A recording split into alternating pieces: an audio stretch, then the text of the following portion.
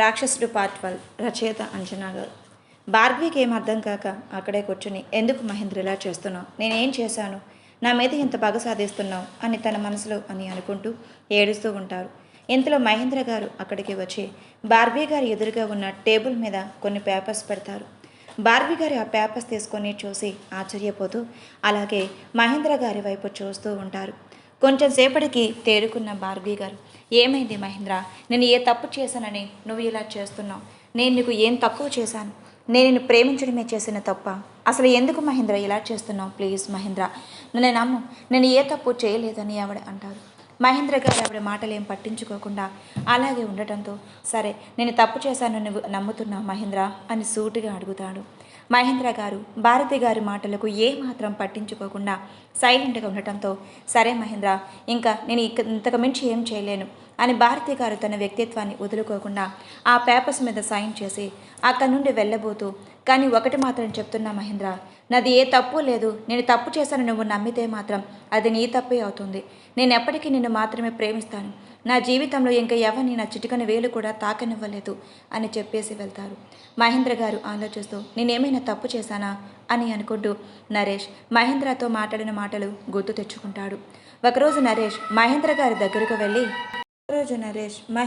దగ్గరకు వెళ్ళి చూడు మహేంద్ర, నీ వల్లే మా జీవితం ఎలా అయింది, మేమెంతో ఇష్టపడి దగ్గరయ్యాం, కానీ నువ్వు భార్గవిని ఎప్పుడైతే కొట్టావో తను మన దగ్గరికి కూడా రానివ్వట్లేదు, అంతా నీ వల్లే అని మహేంద్ర గారికి భార్గవి గారి మీద పూర్తిగా ప్రేమ లేకుండా చేస్తారు. నరేష్ మాత్రం మహేంద్ర గారితో మాట్లాడి రాజ్యం దగ్గరికి వెళ్ళి జరిగింది చెప్తాడు. అంతే జరగాలి, ఈ కుటుంబం మొత్తం నాశనం అయిపోయి ఈ ఆస్తి మొత్తం మనకే దక్కాలి, అవసరమైతే ఆ దోమదాన్ని కూడా చంపేద్దాం అని అక్క తమ్ముళ్ళిద్దరు అనుకుంటారు. మహేంద్ర గారు ఆలోచిస్తూ ఉంటాడు. ఇంతలో కొంచెం దూరం వెళ్ళిన భార్గవి గారికి కడుపులో విపరీతమైన నొప్పి వస్తూ ఉంటుంది. భార్గవి గారి ఆ నొప్పిని ఏమాత్రం లెక్క చేయకుండా అలాగే నడుస్తూ ఉంటారు. కొంచెం దూరం వెళ్ళిన భార్గవి గారికి ఇంకా నడిచే ఓపిక లేక అక్కడికక్కడే కుప్ప కూలిపోయి నొప్పికి తట్టుకోలేక ఏడుస్తూ ఉంటారు.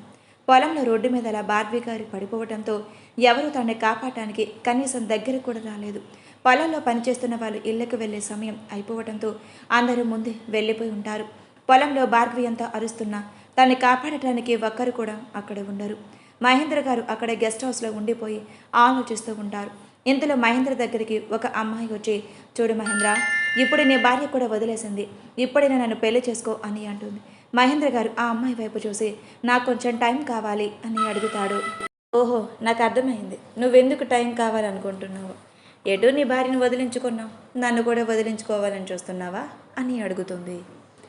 అది కాదు, నాకు కొంచెం టైం కావాలి అన్నది. నేను ఈ రోజే కదా భార్గవి చేతుల మీద డివోర్స్ పేపర్స్ మీద సైన్ చేయించింది, అలా కొన్ని రోజులు నాకు టైం కావాలి, అందుకే అడుగుతున్నా అని అంటాడు.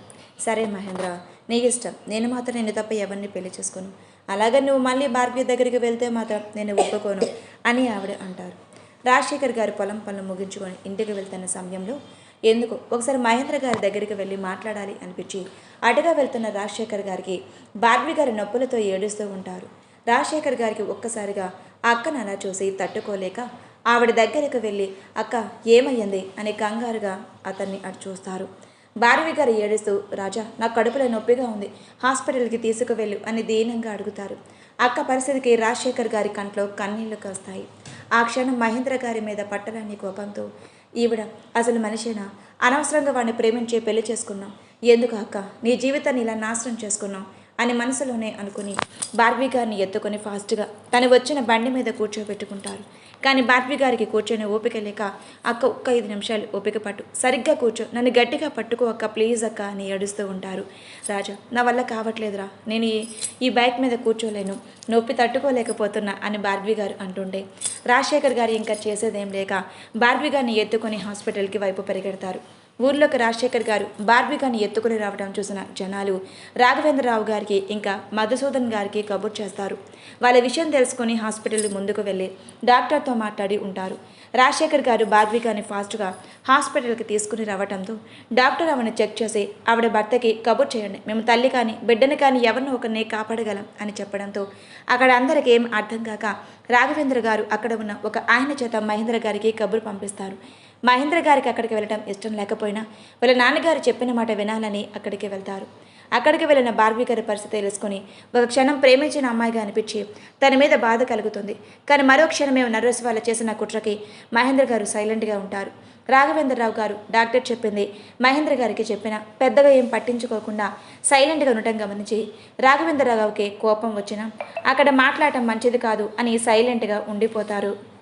డాక్టర్ గారు ఒక ఫైల్ తీసుకొచ్చి దీని మీద సైన్ చేయండి అని మహేంద్ర గారికి ఇవ్వడంతో ఆయన సైన్ చేస్తారు. కొంచెంసేపటికి డాక్టర్ గారు బయటకు వచ్చి మీ కోడల కండిషన్ చాలా క్రిటికల్గా ఉంది, మీకు మనవడు పుట్టాడు అని చెప్తారు. అదే టైంకి అక్కడికి వచ్చిన రాజ్యం నరేష్ దోమోదర్ వాళ్ళ విషయం తెలుసుకొని దోమోదర్కి సంతోషంగా ఉన్న రాజ్యం ఎందుకు సంతోషపడుతున్నారు, మీ ఇంటి వారసుడు పుట్టాడనా, ఆస్తి మొత్తం వాడికే పోతుంది అని రాజ్యం అంటుంటే దోమోదర్ ఫేస్ మాడిపోతుంది. రాజ్యం నరేష్ని పక్కకు పిలిచి నేను ఇప్పుడు చెప్పినట్టు చెయ్యి అని అంటారు. డాక్టర్ గారు నర్స్ చేత బాబుని బయటకు పంపించడంతో మహేంద్ర గారిని ముందుగా ఎత్తుకోమంటారు. కానీ నరేష్ అప్పుడే అక్కడికి వచ్చి వావ్ నాకు కొడుకు పుట్టాడా అని అంటాడు. ఆ మాటకి మహేంద్ర గారి కోపంగా అందరి వైపు చూసి అక్కడి నుంచి వెళ్ళబోతూ ఉండగా నిజంగా మహేంద్ర నీకు చాలా రుణపడి ఉన్నాను అని నరేష్ అంటాడు. నరేష్ మాటలకు మహేంద్ర గారికి కోపంగా అనిపించినా ఏం మాట్లాడకుండా సైలెంట్గా వాళ్ళ నాన్నగారి వైపు చూసి చూశారు నాన్న, మీరు ఎవరికో పుట్టిన బిడ్డను నా కంట కట్టాలని చూస్తున్నారా అని అంటాడు. ఆ మాటకి రాజశేఖర్ గారికి కోపం వచ్చి మహేంద్ర గారి కాలర్ పట్టుకుని నీకెంత ధైర్యం ఉంటే మా అక్క గురించి ఇలా మాట్లాడతావు, ఎందుకురా మా అక్కని ప్రేమించానని నాటకం ఆడి ఇలా చేసావు అని అడుగుతారు. నేను నిజంగానే మీ అక్కని ప్రేమించానురా, కానీ మీ అక్క వాడితో సంబంధం అంటగట్టుకుని నన్ను ప్రేమించానని నాటకం ఆడి నాతో పెళ్లి చేసుకుంది అని మహేంద్ర గారు భార్గవి గారిని తలుచుకుని చేదరింపుగా అంటారు. అవునరా నిజమే, మా అక్క నిన్ను ప్రేమించి చాలా పెద్ద తప్పు చేసింది, అందుకే నువ్వు ఇంకొక దాన్ని గెస్ట్ హౌస్లో పెట్టుకొని నిండు నేలతో ఉన్న భార్యని ఎలా ఉంటుందో అని కూడా అనుకోకుండా దానితో కులుకుతూ ఉన్నావా, మరి మా అక్క పొలాల మధ్యలో నొప్పులు ఎవరితో వచ్చి తన్ని కాపాడారో, తన కడుపులో ఉన్న బిడ్డను కాపాడుతారా అని ఎవరైనా ఉన్నారా, కాపాడండి అని అరుస్తున్నా కూడా కనీసం నీకు ఆ విషయం కూడా తెలియలేదా అని రాజశేఖర్ గారు కోపంగా అడుగుతారు. మహేంద్ర గారు చెప్పింది విని అక్కడ అందరూ ఆశ్చర్యపోతారు. మహేంద్ర గారు విసురుగా రాజశేఖర్ని దూరంగా నెట్టి రే నీకు ఇప్పుడే చెప్తున్నా, అది నా భార్య కాదు, నాకు ఆల్రెడీ నువ్వు అన్నావు కదా గెస్ట్ హౌస్లో ఉంది, తను నా భార్య, నేను ఆల్రెడీ తను పెళ్లి చేసుకున్నాను, ఈ బిడ్డకి నాకు ఎటువంటి సంబంధం లేదు అని అంటారు. ఆ మాటకి అక్కడ ఉన్న వాళ్ళందరూ మహేంద్ర గారి వైపు కోపంగా చూస్తూ ఉంటారు. రాఘవేంద్ర గారు మహేంద్ర గారి చెంప మీద కొట్టి అసలు నీకు బుద్ధి ఉందా మహేంద్ర, ఇప్పుడే నీ భార్య ప్రవేశించి మన ఇంటి వారసుని ఇచ్చింది, కానీ నువ్వు ఆ సంతోషాన్ని కూడా ఉంచకుండా అసలు మన వారసుడే కాదంటున్నా, సరే నువ్వు అనుకున్నట్లే, కానీ ఈ రోజు నుంచి నీకు నాకు ఎలాంటి సంబంధం లేదు, మా కోడలి అంటే తప్పు చేయలేదని మేము నమ్ముతున్నాం అని రాఘవేంద్రరావు గారు అంటారు. పద్మావతి గారి కూతుర్ని అన్ని మాటలు అంటున్నారు అన్న బాధతో ఆవిడ గుండె పట్టుకుని అక్కడికక్కడే కుప్పకూలిపోతారు. మధుసూదన్ గారు భార్య పరిస్థితిని చూసి పద్మ అని ఆయన బాధపడుతూ అక్కడే ఏం చెయ్యాలో తెలియక ఒక మూలను కూర్చొని జరిగిన చూస్తూ ఉంటారు. పద్మావతి గారు అక్కడే హాస్పిటల్లో జాయిన్ చేసి అసలు ఎందుకు మా జీవితాలు ఇలా అవుతున్నాయి అని అనుకుంటూ ఆలోచనలో ఉంటారు మధుసూదన్ గారు. ఇందులో డాక్టర్ గారు బయటకు వచ్చి మధుసూదన్ గారి వైపు చూసి మీ భార్య చనిపోయింది అని చెప్తారు. ఆ మాటకి మధుసూదన్ గారికి ప్రాణం పోయినట్టుగా అనిపించి ఇంకేం చేయాలి, కూతురు జీవితం ఇలా ఉంది, భార్య ఇలా చనిపోయింది, అసలు ఈ విషయం దానికి తెలిస్తే అది తట్టుకోగలుగుతుందా, దీని అంతటికీ కారణం ఎవరు, మా జీవితాలు ఇలా చేశారు అని మధుసూదన్ గారు ఆయనలో ఆయనే బాధగా అనుకుంటూ ఉంటారు. రాజశేఖర్ గారు కోపంగా మహేంద్ర ఇదంతా నీ వల్లే, నువ్వే చేసావు, అసలు నాకు ఎలాంటిదో తెలిసి కూడా నువ్వు వేరొక దాని మాయలో పడి నా అక్క జీవితాన్ని నాశనం చేశావు కదా అని కోపంగా అంటాడు. మహేంద్ర గారు ఏం పట్టనట్టే హాస్పిటల్ నుంచి వెళ్ళిపోతారు. దోమోదర్కి తల్లి చనిపోయింది అని కొంచెం బాధ ఉన్నా ఆస్తి వస్తుంది అన్న సంతోషంతో ఉంటాడు. నిజంగా ఇలాంటి వాళ్ళు కూడా ఉంటారా, ఆస్తి కోసం జీవితాల్ని నాశనం చేసేవాళ్ళు? రాజ్యం మాత్రం సంతోషంగా ఒక పని అయ్యింది, ఇంకా వీళ్ళని కూడా చంపేస్తే ఒక దరిద్రం వదిలిపోతుంది అని అనుకుంటుంది. మహేంద్ర వెళ్ళిపోవటమే నరేష్ ఆ బిడ్డని రాజేష్ చేతిలో పెట్టేసి అక్కడి నుంచి విసుగ్గా వెళ్ళిపోతాడు. రాజశేఖర్ గారు బాబుని ఎత్తుకొని భార్గవి గారి దగ్గరికి వెళ్తారు. డాక్టర్ గారు తను ఇప్పుడు సేఫ్గానే ఉంది, రాజేష్ నువ్వు తన మీద ఎలాంటి ప్రెజర్ లేకుండా చూసుకో, డాక్టర్ గారు భార్గవి గారి రూమ్కి షిఫ్ట్ చేస్తాం, రాజేష్ నువ్వు బయటకు వెళ్ళు అని చెప్తారు. సరే డాక్టర్ అని రాజశేఖర్ గారు బయటకు వస్తారు. కొంచెం సేపటికి డాక్టర్ గారు భార్గవిని రూమ్కి షిఫ్ట్ చేశాం, మీరు వెళ్ళండి రాజేష్ అని చెప్పడంతో థ్యాంక్ యూ డాక్టర్ గారు అని రాజశేఖర్ గారు బాబుని తీసుకొని భార్గవి గారిని ఉంచిన రూమ్లోకి వెళ్తారు. భార్గవి గారి కొంచెం స్పృహలోకి వచ్చిన రాజశేఖర్ గారి వైపు చూసి, రాజా అది మరి ఆయన వచ్చారా అని అడుగుతుంది. రాజశేఖర్ గారికి అర్థమైన ఏం మాట్లాడకుండా సైలెంట్గా ఉండటంతో, ఏమైంది రాజా, ఆయనకి నా మీద కోపం పోలేదా? ఆయన ఏదో గుర్తుకు వచ్చి, నిజమేలే, నేను ఏ తప్పు చేయకపోయినా ఆయన ఎందుకు ఇలా అనుకుంటున్నారో నాకు అర్థం కావట్లేదు రాజా, నిజంగా నేను ఏ మంచిదాన్ని కాదా అని ఏడుస్తూ అంటారు. రాజశేఖర్ గారు, అక్క ఎందుకు నువ్వు ఇలా మాట్లాడుతూ ఉన్నావు? నువ్వు ఇంకోసారి అలా మాట్లాడితే నేను ఊరుకోను. నువ్వు మంచిదానివి కాకపోవటం ఏంటక్క? నువ్వు ఎంత మంచిదానివో నాకు తెలుసు. ఒకడు నేను నమ్మేదేంటి అక్క? నువ్వు ఒక బిడ్డ కోసమైనా బ్రతకాలి, అంతేకాని ఇలాంటి మాటలు నువ్వు పట్టించుకోవద్దు. నువ్వు రెస్ట్ తీసుకో అని చెప్పేసి బాబుని భార్గవి దగ్గరగా పాలు ఇవ్వవక్క అని చెప్పి వెళ్ళిపోతాడు. రాజశేఖర్ గారు బయటకు వచ్చి దోమోదను పిలిచి, అమ్మ చనిపోయింది కదా, ఆ కార్యానికి కావాల్సిన కార్యక్రమం మొత్తం దగ్గరుండి చూసుకో, నాన్న జాగ్రత్తగా చూసుకో, నేను అక్కని డిశ్చార్జ్ చేసేదాకా హాస్పిటల్లో ఉంటాను అని రాజశేఖర్ గారు చెప్పడంతో స్వప్న గారు కూడా అదే మంచిది అని అనుకుంటుంది. రాజశేఖర్ గారి, స్వప్న నువ్వు ఇంటికి వెళ్ళు, అక్కకి కావాల్సిన బట్టలు తీసుకునిరా అని చెప్పి మధుసూదన్ గారి వైపు తిరిగి, నాన్న మీరు కూడా ఇంటికి వెళ్ళండి అని అంటాడు.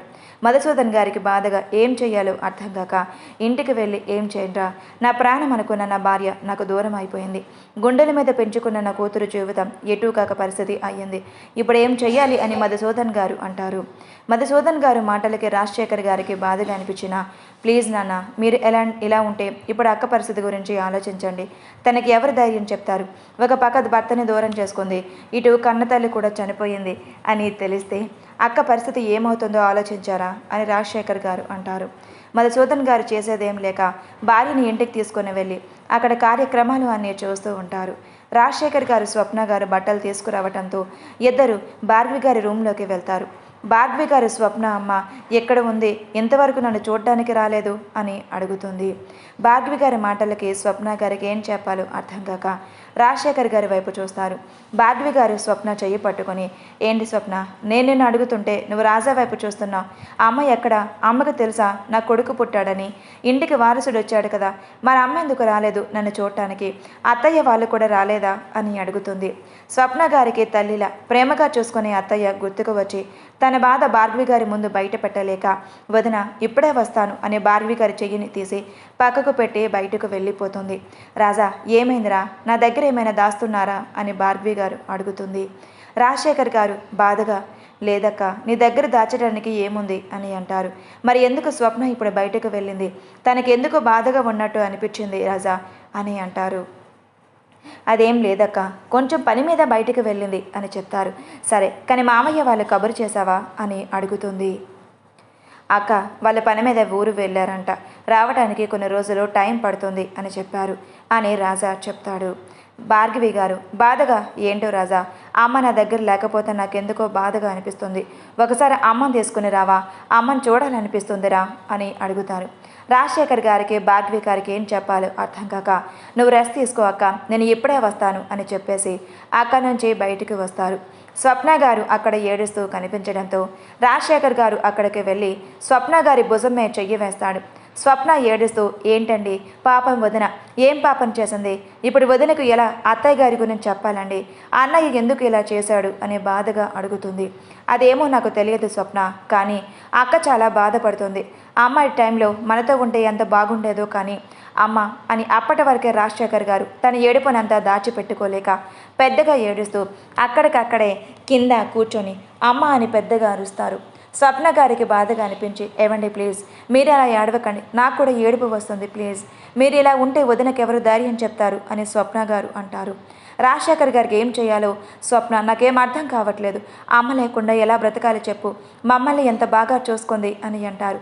నిజమే అండి, అత్తయ్య గారు నన్ను కూడా కన్న బిడ్డలా చూసుకున్నారు, కానీ ఇప్పుడు అత్తయ్య గారు మన ముందు లేకపోవటం నేనే తట్టుకోలేకపోతున్నా అని అంటుంది. రాజశేఖర్ గారు, సరే స్వప్న నువ్వు అక్క దగ్గరే ఉండు, నేను ఒక్కసారైనా చివరి చూపుగా అమ్మని చూసి వస్తాను అని ఆయన ఏడుస్తూ అంటారు. స్వప్న గారికి కూడా బాధగా అనిపించి ఏం మాట్లాడకుండా సైలెంట్గా తన కన్నీళ్లు తొలుచుకొని భార్గవి గారి దగ్గరకు వెళ్తుంది. రాజశేఖర్ గారు ఇంటికి వెళ్ళి అక్కడ ఉన్న కార్యక్రమాలు అన్నీ పూర్తి చేసి దోమోదర్ గారి చేత కర్మ పెట్టిస్తారు. అందరూ స్నానాలు చేసి మళ్ళీ రాజశేఖర్ గారు హాస్పిటల్కి స్టార్ట్ అవుతారు. భార్గవి గారు, స్వప్న ఇటు చూడు, నీ అల్లుడు ఎంత ముద్దుగా ఉన్నాడు. నీకు కూతురు పుడితే వీడిని దానికిచ్చి పెళ్లి చేయి. నా మేనకోడలు నా ఇంటి కోడలుగా రావాలి అని ఆవిడ అంటారు. స్వప్న గారు ఇలాంటి పరిస్థితుల్లో ఏం మాట్లాడాలో తెలియక భార్గవి గారు చెప్పింది వింటూ ఊకొడుతూ ఉంటుంది. భార్గవి గారు కోపంగా, ఏమైంది స్వప్న, నేను ఎంత మాట్లాడుతూ ఉన్నా కనీసం తిరిగి ఒక మాట కూడా మాట్లాడలేదు అని అంటుంది. అయ్యో అదేం లేదు వదిన, నేను ఏదో ఆలోచిస్తూ అని అంటుంటే, సర్లే ముందైతే నువ్వు ఇక్కడి నుంచి వెళ్ళు అని భార్గవి గారికి ఎందుకో చిరాకు కనిపించి స్వప్న గారికి అక్కడి నుంచి పంపించేస్తుంది. కొంచెం సేపటికి రాజశేఖర్ గారు హాస్పిటల్కి వస్తారు. స్వప్న గారిని బయట ఉండటం చూసి ఏమైంది, ఎక్కడ ఉన్నావు అని అడుగుతారు. స్వప్న జరిగింది చెప్పడంతో, సరే నువ్వేం బాధపడకు, అక్క సిచ్యువేషన్ అలా ఉంది కదా, ఏం పట్టించుకోకు అని అంటారు. అయ్యో పర్వాలేదండి, వదిన గురించి నేను అలా ఏమి అనుకోను, తన బాధలో ఉందని నేను అర్థం చేసుకుంటాను అని స్వప్న గారు చెప్పడంతో రాజశేఖర్ గారు భార్గవి గారి దగ్గరకు వెళ్తారు. అలా కొంచెం సేపటికి అన్నపూర్ణ గారు ఇంకా రాఘవేంద్ర గారు హాస్పిటల్కి వస్తారు. వాళ్ళని అక్కడ చూసిన భార్గవి ఆశ్చర్యంగా, అదేంటి మీరు ఊరు వెళ్ళారంట కదా, రాజా చెప్పాడు అని అంటుంటే, వెళ్ళిన పని అయిపోయింది అందుకే వచ్చాం అని అన్నపూర్ణ గారు అంటారు. అవునా అత్తయ్య, ఇదిగోండి మీ వారసుని ఎత్తుకోండి అని ఆవిడకు ఇస్తుంది. అన్నపూర్ణ గారు బాబుని చేతిలో తీసుకొని, అన్నీ మహేంద్ర పోలికలే కదండి అని అంటారు. రాఘవేంద్రరావు గారు కూడా చూసి, అవును అచ్చం వాళ్ళలాగే ఉన్నాడు అని అంటారు. వాళ్ళ మాటలకు రాజశేఖర్ గారికి కోపం వస్తున్నా ఏం మాట్లాడకుండా సైలెంట్గా భార్గవి గారి వైపు చూస్తూ ఉంటారు. అలా 2 రోజులు గడిచిపోతే భార్గవి గారికి ఇంటికి తీసుకుని వెళ్తారు. రాజశేఖర్ గారు భార్గవిని బయటే నిలబెట్టి, అక్క ఇక్కడే ఉండు అని స్వప్నాన్ని పిలిచి స్వప్న గారి చేత దిష్టి తీయిస్తారు. భార్గవి గారు ఇంట్లోకి వచ్చి అమ్మా అమ్మా అని పిలుస్తుంది. కానీ పద్మ గారు ఎంతకీ పలకనట్టుగా అనిపించటంతో, అమ్మ నీకు కూడా నేనంటే కోపం వచ్చిందా, నువ్వు కూడా నేను తప్పు చేశాను అని అనుకుంటున్నావా, ఎందుకమ్మా నీకు మనవడు పుట్టాడు అని తెలిసినా నా దగ్గరకు రాలేదు అని బాధగా అరుస్తుంది. రాజశేఖర్ గారు భార్గవి చేతిలో ఉన్న బాబుని తీసుకొని స్వప్నకి ఇచ్చి, బాబుని తీసుకుని ఇక్కడి నుంచి వెళ్ళి స్వప్న అని పంపించేస్తారు. రాజ్యం దోమదర పక్క నుండి చూస్తూ ఉంటారు. అక్క నీకు ఒక విషయం చెప్పాలి, అది ఏంటంటే నువ్వు తప్పుకో రాజా, అమ్మ ఎక్కడ ఉందో చెప్పు, అమ్మను చూసి చాలా రోజులయ్యింది, నాకు కొడుకు పుట్టాడని తెలిసినా కానీ ఎందుకు రాలేదు అని అంటుంది. అక్క అమ్మ గురించి నేను చెప్తున్నా, నీకు అర్థమవుతుందా, ఒకసారి నేను చెప్పేది విను అని అంటుంటే భార్గవి గారు వినిపించుకోపోవటంతో రాజ్యం మధ్యలో కలగ చేసుకుంటూ, ఇంకెక్కడమ్మా నువ్వు చేసిన నిర్వాకానికి మీ అమ్మ ఎప్పుడో చచ్చిపోయింది అని అంటుంది. భార్గవి గారి కోపంగా రాజ్యం చెంప మీద కొట్టి, ఏం మాట్లాడుతున్నావో తెలుస్తుందా, మా అమ్మ చచ్చిపోవటం ఏంటి, మా అమ్మకి ఏం కాదు, రే రాజా నిజం చెప్పు, నిజంగా అమ్మ చనిపోయిందా, అమ్మ ఎక్కడ ఉందో చెప్పు అని అంటూ ఎదురుగా ఉన్న గోడ మీద చూస్తుంది. పద్మావతి గారి ఫోటోకి దండ వేసి దీపం పెట్టి ఉండటం చూసి భార్గవి గారు తట్టుకోలేక అక్కడికక్కడే కింద కూర్చొని ఏడుస్తూ, నిజంగా అమ్మ చనిపోయిందా రాజా, మరి నాకెందుకు చెప్పలేదు అని అంటారు. అక్క ప్లీజ్, నీవున్న కండిషన్కి ఇలా ఏడవటం కరెక్ట్ కాదు, అర్థం చేసుకో, నాన్న ఆరోగ్యం కూడా బాగోలేదు, నువ్వు కూడా ఇలా అయిపోతే నాన్నకి ధైర్యం చెప్పేది ఎవరు, మా పరిస్థితి ఏంటక్క అని రాజశేఖర్ గారు భార్గవి గారికి నచ్చ చెప్తారు. కానీ భార్గవి గారు వినే పొజిషన్ దాటిపోయి అలాగే ఏడుస్తూ స్పృహ కోల్పోతారు. రాజశేఖర్ గారు కంగారుగా భార్గవి గారి రూమ్లోకి తీసుకుని వెళ్ళి డాక్టర్ గారికి ఫోన్ చేస్తారు. డాక్టర్ వచ్చి భార్గవిని చెక్ చేసి తనకు స్ట్రెస్ ఇవ్వకండి అని చెప్పేసి వెళ్ళిపోతుంది. రాజశేఖర్ గారు అన్ని విధాల నలిగిపోతూ, అక్క పరిస్థితి ఏం బాలేదు, కనీసం ఒక్కసారైనా మహేంద్రాన్ని కలిసి చెప్పాలి, ఆమె చనిపోయింది అని తెలిసి కూడా వాడు అలా అక్కడి నుంచి వెళ్ళిపోయాడో నాకు అర్థం కావట్లేదు, ఒక్కసారైనా వెళ్ళి మహేంద్రాన్ని కలిసి రావాలి అని మహేంద్ర దగ్గర బయలుదేరుతాడు. గెస్ట్ హౌస్లో ఆ అమ్మాయితో సంతోషంగా ఉంటున్న మహేంద్ర దగ్గరకు రాజశేఖర్ వెళ్ళి మహేంద్ర అని పిలుస్తాడు. మహేంద్ర అక్కడికి వచ్చి, చెప్పండి రాజశేఖర్ గారు, ఎందుకు ఇక్కడికి వచ్చారు అని అసహనంగా అంటాడు. రాజశేఖర్ గారు కోపంగా, మహేంద్ర అసలు నువ్వేనా, మా అమ్మ చనిపోయింది అని తెలిసి కూడా నీకు బాధ అనిపించలేదా, మా అమ్మ నిన్ను మాకంటే కూడా ఎక్కువగా నిన్ను చూసుకుంది, తన బిడ్డతో సమానంగా నిన్ను పెంచింది, మరి ఎందుకురా మాకు ఎలాంటి ద్రోహం చేశావు, అక్క గురించి తెలుసుకున్నాం, అసలు అక్క పరిస్థితి ఎలా ఉందో తెలుసా, అక్క గురించి ఒక్కసారైనా ఆలోచించారా, తనకిప్పుడు నీ అవసరం అని రాజశేఖర్ని బ్రతిమలాడుతాడు. మహేంద్ర గారు కోపంతో, అయితే ఇప్పుడు ఏంటి? మీ అక్క చచ్చినా కూడా నేను తనతో ఉండాలి అని అనుకోవట్లేదు. తను నాకు చేసిన ద్రోహం అలాంటిది. అలాంటి దాన్ని నా భార్యగా నేను అనుకోను. తను నా దృష్టిలో ఎప్పుడో చచ్చిపోయింది అని మహేంద్ర గారు కోపంగా అంటారు. అప్పుడే అక్కడికి వచ్చిన ఆ అమ్మాయి, ఏంటి నువ్వు ఇక్కడికి వచ్చావు? ఇక్కడి నుంచి మర్యాదగా బయటికి వెళ్ళు, లేదంటే మని పట్టుకొని బయటికి గెంటాల్సి వస్తుంది అని అంటుంది. అది అంతా నీ వల్లే. సీతారాముల్లాగా కాపురం చేసుకుంటున్న మా అక్క కాపురంలో వచ్చి వాళ్ళని ఇద్దరిని విడదీశావు. నువ్వు బ్రతుకుండడానికి వేయలేదు అని ఆ అమ్మాయి గొంతు పట్టుకున్నారు రాజశేఖర్. మహేంద్ర గారి కోపంగా రాజశేఖర్ గారిని దూరం జరిపి ఆయన చెంప మీద కొట్టి, ఇంకోసారి తను ముట్టుకున్నావంటే మర్యాద దక్కదు. అసలు ఎవర్రా నువ్వు నా భార్యను కొట్టడానికి అని అంటారు. రాజశేఖర్ గారి కోపంగా, ఇదే నీ పతనం మహేంద్ర. ఈ ఉలుముకునే దానికోసం మహాలక్ష్మి లాంటి నా అక్కని అవమానించి నిందలు వేశావు కదా, చూస్తూ ఉండు, ఎక్కడి నుంచి నీ నాశనం అని రాజశేఖర్ గారి కోపంగా వెళ్ళిపోతారు. మహేంద్ర గారు ఆలోచిస్తూ, ఎందుకు వీడు ఇలా దాని గురించి మాట్లాడుతూ ఉన్నాడు? నిజంగా అది ఎలాంటి తప్పు చేయలేదా? ఒకవేళ అది తప్పు చేయకపోతే ఆ నరేష్ ఎందుకు ఇలా మాట్లాడతాడు అని అనుకుని భార్గవి గారి గురించి మర్చిపోయి అక్కడ ఉన్న ఆ అమ్మాయి దగ్గరకు తీసుకుంటారు. రాజశేఖర్ గారి ఇంటికి వెళ్ళి కోపంగా అటు ఇటు తిరుగుతూ ఉంటారు. స్వప్న రాజశేఖర్ దగ్గరికి వచ్చి, ఏమైందండి, అన్నయ్య గారు ఏమన్నారు అని అడగటంతో రాజశేఖర్ గారు జరిగిందంతా చెప్తారు. ఎందుకు అన్నయ్య ఇలా చేస్తున్నారు? అసలు వదిన్ని అంత ప్రేమించిన వాడు ఇప్పుడు ఎందుకు తనని అవమానిస్తున్నాడు అని అనుకుంటుంది. ఇంతలో భార్గవి గారు లేచి అమ్మ అమ్మ అని ఏడుస్తూ ఉంటారు. రాజశేఖర్ గారు భార్గవి గారి దగ్గరికి వెళ్ళి, అక్క నువ్వు ఏడిస్తే బాబుని ఎవరు చూసుకుంటారు? నాన్నగారి పరిస్థితి చూసావు కదా, ఆయన ఎంత బాధపడుతున్నారు. ఇలాంటి పరిస్థితిలో నువ్వు ఇలా బాధపడుతూ ఉంటే తట్టుకునే శక్తి నాకు లేదు, అర్థం చేసుకో అక్క ప్లీజ్ అని రాజశేఖర్ గారు తన బాధనంతా అణిచిపెట్టుకొని భార్గవి గారికి చెప్తారు. భార్గవి గారు ఏడుస్తూ, నేను ఏ తప్పు చేయలేదు రాజా, కానీ అమ్మకి ఇలా అయ్యిందంటే దానికి కారణం నేనే కదా, నా వల్లే అమ్మ ఇలా అని అంటూ ఏడుస్తుంది. ప్లీజ్ అక్క నువ్వు అలా ఏడుస్తే నేను చూడలేను అని అంటారు. భార్గవి గారు, నేను ఈ పరిస్థితిలో ఉన్నా కూడా మీ బావకి నా మీద కనికరం కలగలేదు కదరా, నేను ఏం తక్కువ చేయలేదు అని చెప్తున్నా ఆయన నమ్మట్లేదు. పైగా అని వేరొక ఆమెతో చూసిన మహేంద్ర గారిని ఊహించుకుంటూ ఆవిడ చెప్పలేక సైలెంట్ అయిపోతుంది. అక్క నువ్వు రెస్ట్ తీసుకో, బాబీకి పాలివ్వు, నేను మీతో మళ్ళీ మాట్లాడతాను అని స్వప్నం తీసుకొని అక్కడి నుంచి వెళ్ళిపోతారు. రాజ్యం ఇంట్లో జరిగేదంతా చూసి సంతోషపడుతూ ఉంటుంది. వీళ్ళకి ఇలాగే జరగాలి, నాకు డబ్బు మాత్రమే ముఖ్యం అని అనుకుంటూ ఉంటుంది. దామోదర్ కొంచెం బాధపడిన ఆస్తి వస్తుంది అన్న సంతోషంతో అతని కన్న తల్లిదండ్రుల గురించి కూడా ఆలోచించకుండా డబ్బు మోజుతో భార్య చెప్పింది వింటాడు. కొన్ని రోజులకు భార్గవి గారికి పురుడు స్నానం చేయించి బాబుకు పేరు పెడతారు. ఆ కార్యక్రమానికి కూడా మహేంద్ర గారు రాకపోవడంతో భార్గవి గారి మనసు ఇంకా గాయపడుతుంది. భార్గవి గారు విక్రమ్ ఆదిత్యను బాబు పేరు అని పెట్టి, కనీసం నీకోసం కూడా మీ నాన్న రాలేదు కదరా, ఎందుకురా మన జీవితం ఇలా అయిపోయింది అని బాధగా ఆవిడ మనసులోనే అనుకుంటూ విక్రమ్లోనే మహేంద్ర గారిని చూసుకుంటూ ఉంటారు. అలా 6 నెలలు గడిచిపోవటంతో విక్రమ్కి అన్నప్రసన్న రోజు వస్తుంది. కానీ మహేంద్ర గారు దానికి కూడా రాకపోవటంతో భార్గవి గారు చేసేదేం లేక ఊర్లో అందరినీ పిలిచి తన కొడుకు అంగరంగ వైభవంగా అన్నప్రసన్న కార్యక్రమం చేస్తుంది. మహేంద్ర గారు కనీసం తన ఊరికి కూడా పట్టకుండా ఉండిపోతాడు. మధుసూదన్ గారికి దోమోదర్ వాళ్ళు చేసిన పని గురించి రాజ్యం దోమోదర్ మాట్లాడుకుంటుంటే వింటారు. ఆయన లాయాన్ని పిలిచి తన ఆస్తి సగం విక్రమ్ పేరు మీద, మిగతా ఆస్తి రాజశేఖర్ గారి పుట్టే వారసుల మీద రాసిపెట్టి ఆయన కొన్నాళ్ళే కాలం చేస్తారు. రాజ్యం మాత్రం ఉన్న 2 పోయారు. ఇంకా మిగిలింది ఈ రాజశేఖర్ ఇంకా భార్గవి. వీళ్ళు కూడా పోతే నాకు ఆస్తి దక్కించుకోవడం చిరుగడో పని అని అనుకుంటూ ఉంటుంది. అలా 2 సంవత్సరాలకు స్వప్న గారు నెలతప్పటంతో సంధ్య పుడుతుంది. రాజశేఖర్ గారు భార్య బిడ్డల్ని పుట్టింటి నుంచి తీసుకువెళ్తూ ఉంటారు. ఇంతలో దోమోదర్ వాళ్ళు ఒక లారీ ఏర్పాటు చేస్తారు. వాళ్ళు వచ్చే దారిలో యాక్సిడెంట్ చేయించే విధంగా చేస్తారు. ఆ యాక్సిడెంట్లో రాజశేఖర్ గారు స్వప్న గారు చనిపోయారు. సంధ్య ఒంటరిగా అక్కడే అనాథగా పెరుగుతుంది. మహేంద్ర గారితో ఉన్న అమ్మాయికి ఫోన్ చేసి, నరేష్ నేను ఒక చోటి కలవాలి, అక్కడికి రా అని పిలుస్తాడు.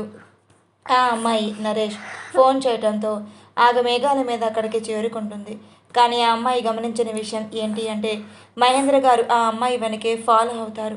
అక్కడికి రాజ్యం కూడా దోమోదర్ నరేష్ వచ్చి ఉండటం చూసి ఆశ్చర్యపోతాడు. చెప్పండి, నన్ను ఇక్కడికి ఎందుకు పిలిచారు అని ఆ అమ్మాయి అడుగుతుంది. రాజ్యం కోపంగా లలిత చెంప మీద కొట్టి, నీకేం చెప్పాను, నువ్వేం చేస్తున్నావు? ఆస్తి గురించి వాడు అమ్మ నన్ను దగ్గర అడగమన్నాను, అది అడిగావా? లేదు, వాడితో ఉండటం కోసం నేను అక్కడికి పంపించలేదు అని అంటుంది. లలిత నీళ్లు నెములుతో అది కాదు అని ఏదో చెప్పబోయేంతలో నరేష్, నేను అనవసరంగా పెళ్లి చేసుకున్నాను, నీలాంటి దాన్ని పెళ్లి చేసుకోకుండా ఉండాల్సిందే అని అంటాడు. మహేంద్ర గారు. అంటే దీనికి ముందే పెళ్ళయ్యిందా? మరి ఎందుకు ఇలా చేసింది అని ఆలోచిస్తూ వాళ్ళు మాట్లాడుకునేది వింటూ ఉంటారు. భార్గవి లాంటి అమ్మాయి మీద నింద వేయటం కోసం వీడిని అక్కడికి పంపించాను. కానీ వీడు తన్ని లొంగ తీసుకోవడం కాదు కదా, తన చిటికని వేలు కూడా తాకలేదు. అలాంటి భార్గవిని మేము ఈ రోజున ఏమీ లేని అనాథన చేశాం. నీ గురించి ఇంకెలా చేస్తామో ఆలోచించుకో అని రాజ్యం వార్నింగ్ ఇస్తుంది. అంటే ఇందులో భార్గవి తప్పేమీ లేదా? నేనే ఏదో తప్పు చేసిందని భ్రమపడి దాన్ని బాధ పెట్టాను. నాకు బుద్ధి లేదు అని ఆయన్ని కొట్టుకుంటూ ఒక్కసారైనా భార్గవిని కలవాలి అని వెళ్తాడు. కానీ అక్కడ నరేష్ మహేంద్ర గారినే చూసి వెనక నుంచి తనకేదో ఇంజెక్ట్ చేసినట్టు మందు ఇంజెక్షన్ చేస్తాడు. రాజ్యం కంగారుగా ఏంట్రా ఇది, ఏం చేస్తున్నావని అడిగితే అదేం లేదక్క, ఇది ఒక మత్తు, అలాంటిది దీన్ని యూజ్ చేస్తే కోరికలు ఎక్కువ అవుతాయి. ఆ కోరికల వల్ల వీడు ఎంతకైనా తెగిస్తాడు. ఇప్పుడు దీని చేత ఆస్తిని మనం దక్కించుకోవాలి అని అంటాడు. మహేంద్ర గారు ఆ మాటలు విని అక్కడి నుంచి ఫాస్ట్గా భార్గవి గారి దగ్గరకు వెళ్తాడు. భార్గవి గారు సంధ్యని నిద్రపుచ్చి విక్రమ్కి అన్నం పెట్టి ఆడిస్తూ ఉంటుంది. అదే టైంకి అక్కడికి వచ్చిన మహేంద్రాని చూసి ఆశ్చర్యంగా లేచి నిలబడుతుంది. కానీ అంతలోనే కోపంగా మారిపోయి భార్గవి గారు ఏం మాట్లాడకుండా విక్రమ్ని తీసుకొని తన రూమ్లోకి వెళ్ళిపోయే అంతలో మహేంద్ర గారు భార్గవి గారు చెయ్యి పట్టుకొని ఆపేస్తారు. నా చెయ్యి వదులు మహేంద్ర అని భార్గవి గారు ఎంత బెదిరిస్తున్నా ఆవిడ చెయ్యి వదలకుండా విక్రమ్ని కింద దించేసి భార్గవి గారిని ఇక్కడే ఉన్న రూమ్లోకి తీసుకువెళ్ళి లాక్ చేస్తారు. భార్గవి గారు కోపంగా మహేంద్ర గారి చెంప మీద కొట్టి, అసలు నువ్వేం చేస్తున్నావు, నీకు అర్థమవుతుందా? అసలు ఎవరు ఎందుకు ఇక్కడికి వచ్చి నేను మంచిదాన్ని కాదు అన్నారు, నా బుద్ధి మంచిది కాదు అన్నావు, అసలు నా దగ్గరికి రావాల్సిన అవసరం ఏంటి నీకు అని భార్గవి గారు అరుస్తారు. మహేంద్ర గారు భార్గవి మాటలు ఏం పట్టించుకోకుండా తన బాడీలో ఎక్కువ మోతాదులో ఇచ్చిన మత్తు వల్ల ఆయన మంటి పనిచేయకుండా ఆవిడ మాటలు పట్టించుకోకుండా భార్గవి గారిని హత్తుకుంటారు. భార్గవి గారు అసహ్యంగా మహేంద్ర గారిని దూరం నెడుతున్నా మహేంద్ర గారు అది ఏం పట్టించుకోకుండా భార్గవి గారిని ఇంకా తనలోకి లాక్కుంటూ ఉంటారు. అదంతా అప్పుడే అక్కడికి వచ్చిన రాజ్యం వాళ్ళ లోపల భార్గవి ఇంకా మహేంద్ర గారు ఉండటం చూసి కోపంగా మారిపోతారు. రాజ్యం నరేష్ చెంప మీద కొట్టి, నువ్విచ్చిన మత్తు మందు వల్ల వాళ్ళిద్దరూ ఒకటైపోతే ఈ ఆస్తి మనకు దక్కదు, నీకు అర్థమవుతుందా అని రాజ్యం అంటుంది. నరేష్ కోపంగా, అక్క నువ్వేం చేస్తున్నావు అర్థమవుతుందా? నువ్వు నన్ను ఎందుకు కొట్టావు? ఈ ఆస్తి రాకపోతే ఏంటి, ఆ రాఘవేంద్రరావు ఆస్తి మాత్రం మనకే వస్తుంది అని క్రూరంగా అంటాడు. రాజ్యం ఆశ్చర్యంగా, అంటే ఏం చేశావురా నువ్వు అని అడుగుతుంది. నేనేం చేశానో నీకు ముందు ముందు తెలుస్తుంది, కానీ ఆ లలితాన్ని చంపేశాయి అని చెప్పేసి నరేష్ రాఘవేంద్రరావు గారు ఇంకా అన్నపూర్ణ గారిని కిడ్నాప్ చేసి ఉంచిన ప్లేస్కి వెళ్తాడు. అక్కడికి వెళ్ళిన నరేష్కి రాఘవేంద్రరావు అన్నపూర్ణ గారు చనిపోయి ఉండటం కనిపించింది. ఆశ్చర్యపోతాడు. మహేంద్ర గారు భార్గవి గారి మీద చేస్తున్న దానికి ఆవిడ మనసు విరిగిపోయి విరక్తిగా మారిపోయింది. ఆ రాత్రంతో మహేంద్ర గారు భార్గవిని అస్సలు వదలకుండా ఉంటారు. కానీ భార్గవి మాత్రం గృహ కోల్పోయి ఉంటుంది. మార్నింగ్ మహేంద్ర గారు మెలకు వచ్చి చుట్టూ చూస్తూ భార్గవి గారిని చూస్తూ ఆశ్చర్యపోతారు. నేను జరిగింది మొత్తం గుర్తు తెచ్చుకొని నన్ను క్షమించు భార్గవి అని అంటారు. కానీ భార్గవి గారికి ఎలాంటి కదలిక లేకపోవడంతో మహేంద్ర ఆశ్చర్యంగా తన బట్టలు వేసుకొని భార్గవి గారికి తనకి నచ్చినట్టుగా చీర కట్టేసి డాక్టర్కి ఫోన్ చేస్తాడు. డాక్టర్ అక్కడికి వచ్చి భార్గవి గారిని చెక్ చేసి మహేంద్ర గారిని కోపంగా చూస్తూ, అసలు మనిషివేనా? తను ఇప్పటికీ ఎంతో బాధలో ఉంది. ఒకప్పుడు మీరు చేసిన మోసం తల్లిని పోగొట్టుకొని ఇంకా అన్న వదిలి లేకుండా బతుకుతుంది. ఇప్పుడు ఇంకా తన జీవితంలో ఎందుకు ఇలా చేస్తున్నారు మహేంద్ర, కొంచెమైనా ఆలోచిస్తున్నారా అని డాక్టర్ మాట్లాడుతుంది. మహేంద్ర గారు కనీసం ఆవిడికి సమాధానం ఇవ్వకుండా భార్గవి గారి వైపు చూస్తూ ఉంటారు. ఇక నుంచి ఎలా తప్పించుకోవాలి, భార్గవిని ఎలా కాపాడాలి అని అనుకుంటూ ఆలోచనలో ఉన్న మహేంద్రకి ఫోన్ కాల్ వస్తుంది. మహేంద్ర గారు కాల్ లిఫ్ట్ చేసి అవతల వైపు చెప్పింది విని ఏడుస్తూ అక్కడి నుంచి వెళ్ళిపోతాడు. పొలాల మధ్య రాఘవేంద్రరావు గారు ఇంకా అన్నపూర్ణ గారిని పూడ్చిపెడుతూ కనిపించడం చూసి అక్కడికి పరుగున వెళ్ళి ఆపుతాడు. అప్పటికే వాళ్ళు చనిపోయి ఉండటం చూసిన మహేంద్ర అక్కడ ఉన్న వాళ్ళందరిని ఇష్టం వచ్చినట్టు కొట్టి, ఇది ఎవర్రా చేయించింది అని అడుగుతాడు. వాళ్ళు భయపడి, అన్న నరేష్ ఇంకా రాజ్యం వాళ్ళ మా చేత ఇలా చేయించారు అని వాళ్ళు చెప్తారు. ఆ మాటలు విన్న మహేంద్ర పట్టరానంత కోపం వచ్చేస్తుంది. కానీ ఎదురుగా తన అమ్మ నాన్న శవాలను చూసి ఏడుస్తూ అందరూ ఎందుకమ్మా ఇలా మమ్మల్ని వదిలేసి వెళ్ళిపోతున్నారు? అసలు వాళ్ళకి ఏం కావాలి? ఎందుకు మమ్మల్ని మాకు దూరం చేస్తున్నారు అని అక్కడి నుంచి వెళ్ళి ఆ రాజ్యం వాళ్ళ చంపాలి అని అనుకుని అక్కడి నుంచి రాజ్యం వాళ్ళు ఉంటున్న పొలం దగ్గరకు వెళ్తాడు. మహేంద్ర వెనకే ఫాలో అవుతున్న నరేష్ మహేంద్రని వెనక నుంచి పొడుస్తాడు. మహేంద్ర అమ్మ అని అరుస్తూ వెనక తిరిగి నరేష్ను చూసి నరేష్ గొంతు పట్టుకుంటాడు. కానీ నరేష్ ఇంకోసారి ముందుకు తిరిగి ఉన్న మహేంద్ర కడుపులో పొడుస్తాడు. మహేంద్ర గారికి కళ్ళు బయలు కమ్ముతూ ఉంటుంది. ఏంట్రా నువ్వు మా అక్కని నన్ను చంపేది? ఇది విషపూషణ కత్తి, నువ్వు ఇంకా ఎంతోసేపు బ్రతకలేవు అని నరేష్ మహేంద్ర కడుపులో పొడుస్తూ ఉంటాడు.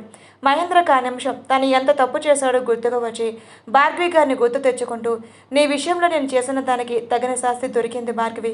నేను ఎప్పుడైతే నువ్వు ఏ తప్పు చేయలేదు అని నన్ను బ్రతిమినాడినా నేను వినకుండా నీ నేచురల్ సంబంధంతో పెట్టుకుని నిప్పులాంటి నిన్ను అనుమానించాను. అప్పుడే నాకు ఇలా జరగాల్సింది, కానీ కాలం ఇన్ని రోజులు ఆగింది అని అనుకుంటూ చివరిసారిగా భార్గవిని మనసారా తలుచుకుంటూ కన్ను మూస్తాడు.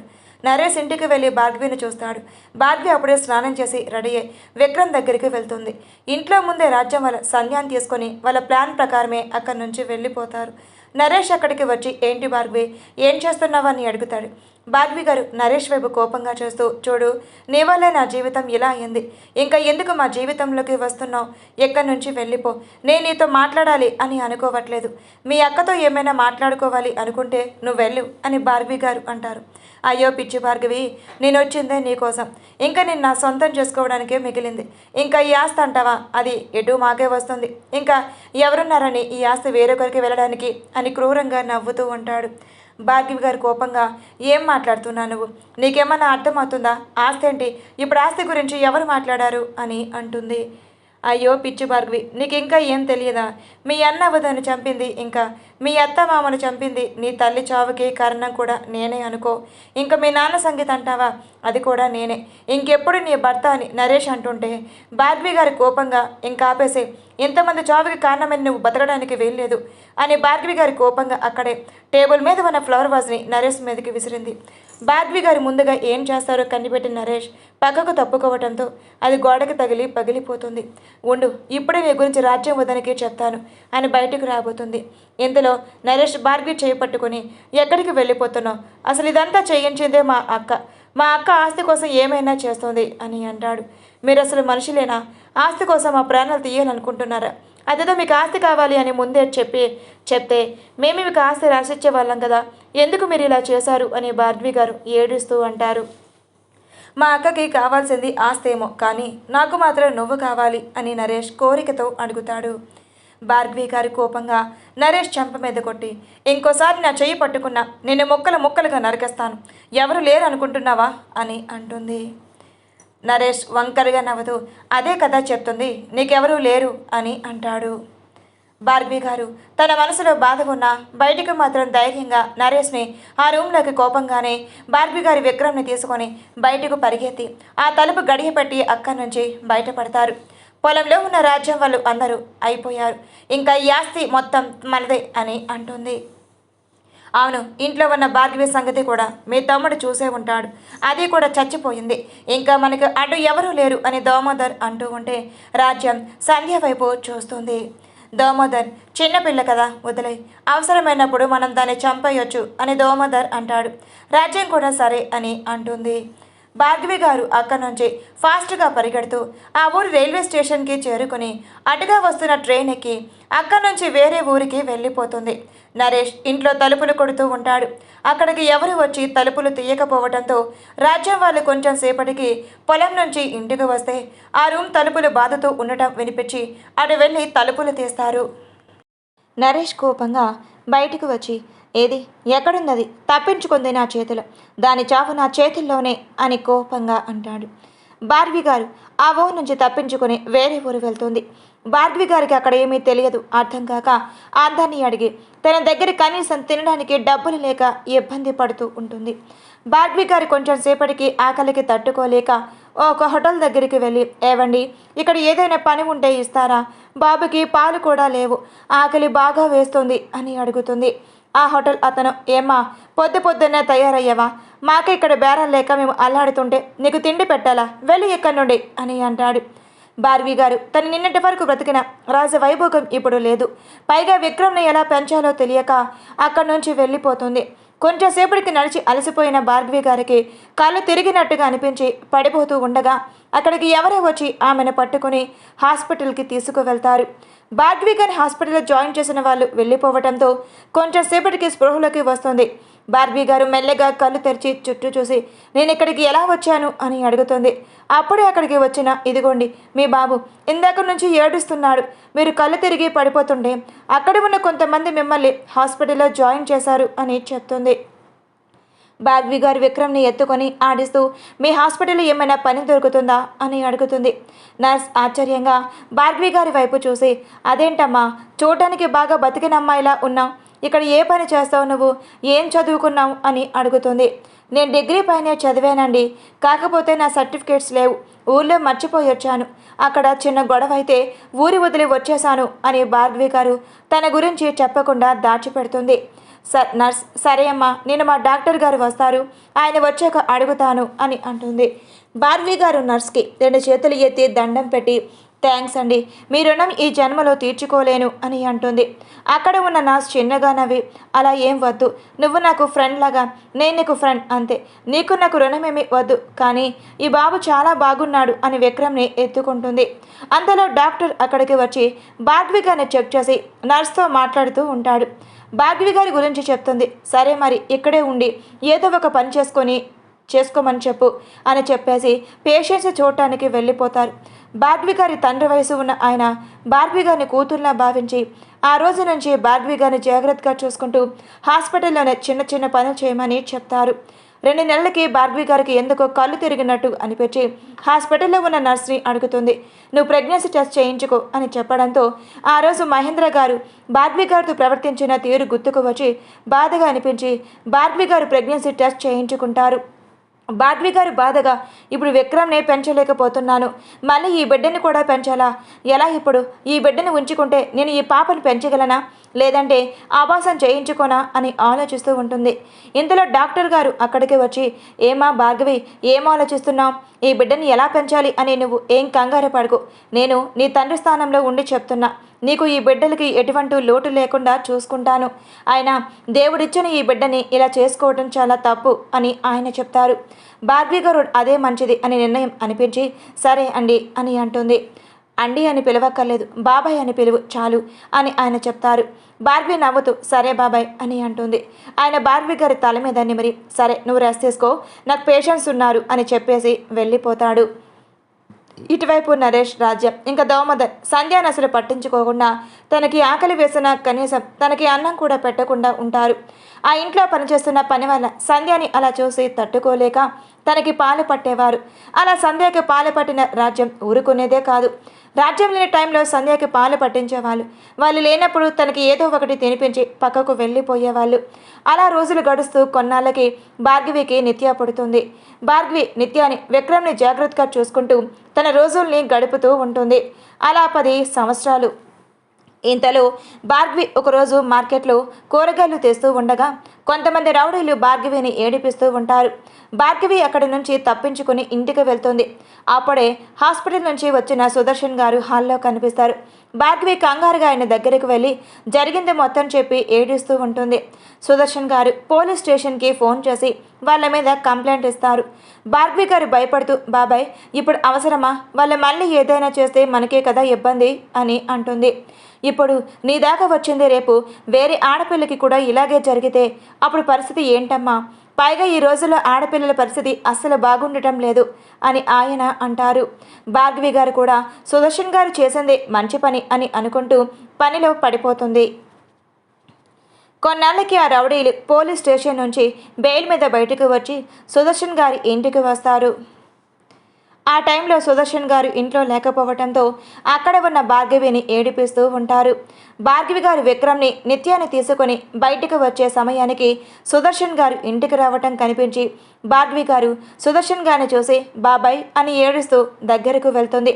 సుదర్శన్ కంగారుగా ఏమయ్యిందమ్మా అని అడుగుతాడు. అది బాబాయ్ రౌడీలు అని తడబడుతూ చెప్తుంది. సుదర్శన్ గారు అటువైపు చూసేసరికి అక్కడ నలుగురు రౌడీలు కనిపిస్తూ ఉంటారు. సుదర్శన్ గారు కోపంగా, రేయ్ మీకు బుద్ధుందా? ఇంట్లో ఒంటరిగా ఉన్న ఆడపిల్లని ఏడిపించడమేనా మీకు పని అని ఆయన అంటారు. రౌడీల్లో ఒకడు సుదర్శన్ గారిని కొడతారు.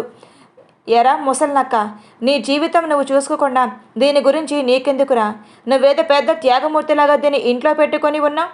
ఇదొక పెద్ద పతివ్రత అని నోటికి వచ్చినట్లు మాట్లాడుతూ ఉంటాడు. సుదర్శన్ గారి కోపంగా, మీకు ఇలా కాదురా, మీకు మళ్ళీ పోలీస్ స్టేషన్లో పెడితేనే మీరు దారికి వస్తారు అని అంటూ ఉండగా రౌడీలో ఒకడు వాడి దగ్గర ఉన్న కత్తిని తీసుకొని సుదర్శన్ గారి కడుపులో పొడి చేస్తాడు. ఆయన కింద పడిపోతూ, అమ్మ భార్గవి, ఇక్కడి నుంచి పారిపో అని అంటారు. భార్గవి గారు ఒక చేతిలో నిత్యాన్ని ఎత్తుకొని మరో చేతిలో విక్రమ్ని పట్టుకొని పరిగెడుతూ ఉంటుంది. ఆ నలుగురు రౌడీలు సుదర్శన్ గారిని చంపేసి భార్గవి గారి వెనుక పరిగెడుతూ ఉంటారు. భార్గవి గారు ఒక చోట రాయికి తగిలి పడిపోవటంతో నిత్య చెయ్యి జారి కింద పడిపోతుంది. విక్రమ్ కూడా కింద పడి ఏడుస్తూ అమ్మ అని అంటాడు. భార్గవి గారు విక్రమ్ని నిత్యను దగ్గర తీసుకొని వాతారుస్తూ ఉన్నా ఆ సమయానికి రౌడీలు ఒకడు వచ్చి భార్గవి గారు జుట్టు పట్టుకొని పైకి లేపుతాడు. భార్గవి గారు ఏడుస్తూ, ప్లీజ్ అండి, మీ నుంచి దూరంగా వెళ్ళిపోతాం, మమ్మల్ని వదిలేయండి అని అంటుంది. అయినా వాళ్ళు వినిపించుకోకుండా భార్గవి గారిని కొడుతూ ఉంటారు. విక్రమ్కి వాళ్ళ అమ్మని అలా ఏడిపించడం చూసి కోపం వచ్చి అక్కడ ఉన్న రౌడీలను తన చిట్టు చేతులతో కొడతాడు. కానీ వాళ్ళు విక్రమ్ని పక్కకు విసిరేయటంతో విక్రమ్ కింద పడిపోతాడు. భార్గవి గారు ఏడుస్తూ విక్రమ్ అని విక్రమ్ దగ్గరకు పరిగెడుతుంది. రౌడీలలో ఒకడు నిత్యాన్ని ఎత్తుకొని తన గొంతు మీద చెయ్యి పెట్టి, చూడు, మా మాట వినకపోతే దీన్ని చంపేస్తాం అని బెదిరిస్తాడు. భార్గవి గారు వాళ్ళ కాళ్ళ పట్టుకొని, ప్లీజ్ అండి, మీరు ఇలా చేయకండి, మీ నుంచి దూరంగా వెళ్ళిపోతాం, నా బిడ్డని నాకు ఇచ్చేయండి అని ఏడుస్తుంది. విక్రమ్కి అసలు ఏం చెయ్యాలో అర్థం కాక వీళ్ళంతా ఎవరు, ఎందుకు మమ్మల్ని ఇలా ఏడిపిస్తున్నారు అని తన చిన్ని మనసుతో ఆలోచించుకుంటూ ఉంటాడు. వాడు నిత్యాన్ని దూరంగా విసిరేయటంతో భార్గవి గారు ఫాస్ట్గా వెళ్ళి నిత్యాన్ని కింద పడకుండా పట్టుకుంటారు. విక్రమ్ భార్గవి దగ్గరకు వెళ్ళి అమ్మ అమ్మ అని ఏడుస్తూ ఉంటాడు. భార్గవి గారు కంగారుగా, ఏమైంది కన్నా, ఏం కాలేదు కదా అని అంటుంది. నిత్య భయంగా అప్పుడే స్పృహ తప్పటంతో భార్గవి గారికి కంగారుగా అనిపించి హాస్పిటల్కి తీసుకొని వెళ్ళాలి అని ఫాస్ట్గా పరిగెడుతుంది. అప్పటికే తనకి ఆ రౌడీల్లో ఒకటి కత్తితో వెనుకగా పొడుస్తాడు. భార్గవి గారిని అలా వాడు పొడవటం చూసిన విక్రమ్కి భయంగా అనిపించి ఏడుస్తాడు. భార్గవి గారు ఒక క్షణం అమ్మ అని అరిచి ఆ కత్తి వెన్నులో నుంచి లాగుతుంది. ఆ రౌడీ భార్గవి గారి నిత్యాన్ని దూరంగా మళ్ళీ విసరడంతో నిత్య కొంచెం దూరంలో ఉన్న ఇసుక మీద పడుతుంది. భార్గవి గారు ఆ రౌడీని కొట్టే అంతలో ఆవిడ చెయ్యి పట్టుకొని మళ్ళీ కడుపులో కత్తితో పొడుస్తాడు. విక్రమ్కి భయంగా అనిపించి భార్గవి గారి దగ్గరకు పరిగెత్తుకుంటూ వెళ్ళి అమ్మ అమ్మ అని ఏడుస్తూ ఉంటాడు. అక్కడ ఉన్న రౌడీలు విక్రమ్ని పక్కకు లాగి చెంప మీద కొడతాడు. విక్రమ్ నోటి నుండి రక్తం కారుతూ ఉంటుంది. భార్గవి గారికి విక్రమ్ని ఆ పరిస్థితిలో చూసి తల్లి మనసు తట్టుకోలేక విక్రమ్ని దగ్గరకు తీసుకుంటుంది. కానీ విక్రమ్కి ఇంకా ఏడుపు తగ్గకపోవడంతో నాన్న విక్రమ్ ఏడవకు, దెబ్బ తగ్గిపోతుందని సముదాయిస్తూ ఉంటుంది. ఇంతలో అటు ఎవరో రావటం గమనించిన రౌడీలు అక్కడి నుండి పారిపోతారు. భార్గవి గారు విక్రమ్ దగ్గరికి తీసుకొని, చూడు విక్రమ్, నిత్యాన్ని జాగ్రత్తగా చూసుకో, తన నా ప్రతిరూపం, నా ప్రాణం అనుకొని చూసుకో. అలాగే ఆడపిల్లకి ఎలాంటి ఆపద వచ్చినా అందరికంటే ముందుగా నువ్వుండాలి. ఎందుకంటే నేను ఎదుర్కొన్న పరిస్థితి అలాంటిది. ప్రేమించిన అతన్ని భర్తగా చేసుకొని సంతోషంగా ఉండాలనుకున్న నా జీవితాన్ని మీ నాన్న నాశనం చేశారు. నాలాంటి పరిస్థితి ఏ ఆడపిల్లకి రాకూడదు. ఒంటరి ఆడపిల్లని చూస్తే ప్రతి మగవాడికి లోకువుగా అనిపిస్తుంది. నువ్వు మాత్రం ప్రతి ఆడపిల్లకి నీకు తోబుట్టులా చూసుకో, అలాగే వాళ్ళకి రక్షణ కల్పిస్తావని నాకు మాట ఇవ్వు అని అడుగుతారు. ఆ పసి మనసుకు ఏమనిపించిందో ఏమో తల్లి చేతిలో చెయ్యవేసి అమ్మ అని పెద్దగా ఏడుస్తూ ఉంటాడు. అటువైపు వచ్చిన ధనుంజయ్ గారు విక్రమ్ వాళ్ళని చూసి అతని మనసు చలించిపోయి అతని విక్రమ్ను తీసుకొని వెళ్తూ ఉండగా మా చెల్లి అని ఏడుస్తాడు. అక్కడ ఇసుకలో పడి ఉన్న నిత్య దగ్గరికి వెళ్ళి చూసేసరికి అప్పటికే నిత్య స్పృహ కోల్పోయి ఉండటం చూసి ధనుంజయ్ గారు నిత్యాన్ని హాస్పిటల్లో జాయిన్ చేస్తారు. విక్రమ్కి అంత ఏడుపు ఆగకపోవడంతో ఏం కాదమ్మా, చెల్లి తగ్గిపోతుంది అని ధనుంజయ్ గారు చెప్తూనే ఉంటారు. కానీ విక్రమ్కి కన్న తల్లి దూరం చేసుకున్న అన్న బాధలో అసలు ఎందుకు ఏడుపు ఆగకపోవటంతో తన పసి మనసుకు తండ్రి మీద పగ పెంచుకుంటాడు. కానీ అప్పటికే విక్రమ్కి తెలియదు కదా మహేంద్ర గారు చనిపోయి ఉంటారు అని. మా అమ్మకి జరిగినట్టు ఏ ఆడపిల్లకి జరగకూడదు అని బలంగా నిర్ణయించుకొని ఆ నిమిషం నుంచే నిర్ణయించుకుంటాడు. ధనంజయ్ గారు 10th వరకు విక్రమ్ చదివిస్తారు. అక్కడి నుంచి విక్రమ్ చదువుకుంటూ పార్ట్ టైం జాబ్ చేసుకుంటూ తనకెవరైనా ఆడపిల్లని ఏడిపించడం కనిపిస్తే చాలు అసలు వాళ్ళు క్షమించకుండా ఇష్టం వచ్చినట్లు కొడుతూ నరకం చూపించేవాడు. అలా కొన్నాళ్ళకి విక్రమ్ ఒక నిర్ణయం తీసుకొని ఎవరికీ తెలియకుండా సిఐడి ట్రైనింగ్కి వెళ్ళటం. కిరణ్ కూడా విక్రమ్ వెనకే ఫాలో అవుతాడు. అక్కడ కిరణ్ని చూసిన విక్రమ్కి ఆశ్చర్యంగా అనిపించి నువ్వేంట్రా ఇక్కడ అని అడుగుతాడు. మరి చిన్నప్పటి నుంచి నీతోనే చదువుకుంటున్నా, నువ్వేం అవ్వాలనుకుంటున్నావో నేనే అదే అవ్వాలనుకుంటున్నా, మరి నన్ను ఒంటరిగా వదిలేసి వస్తే నేనేం చెయ్యాలి అని అడుగుతాడు. నాతో జీవితం చాలా నరకంగా ఉంటుందిరా, చెప్పేది అర్థం చేసుకో, నేను ఒక నిర్ణయం తీసుకున్నాను అని అంటాడు. ఆ నిర్ణయం నాకు కూడా చెప్పు, నేను కూడా అదే తీసుకుంటాను అని కిరణ్ అంటాడు. విక్రమ్ కిరణ్కి చెప్తాడు, నేను ఈ ప్రపంచంలో ఉన్న అందరినీ కాపాడలేకపోవచ్చు, కానీ నా ఎదురుగా ఏ ఆడపిల్లకనే అన్యాయం జరిగితే నేను తట్టుకోలేను. అలాగే మనం కాలేజీలో ఉన్నప్పుడు మత్తు వల్ల కొంతమంది ఇబ్బంది పడ్డారు. అడ్రస్ ఆ మత్తు నుంచి ఎక్కడి నుంచి వస్తున్నాయి, అసలు దానికి యజమాని ఎవరు, అయ్యా యువత జీవితాన్ని నాశనం చేస్తుంది ఎవరు, ఇవన్నీ తెలుసుకోవాలి. అందుకే నేను ఈ వృత్తిలోకి వచ్చాను.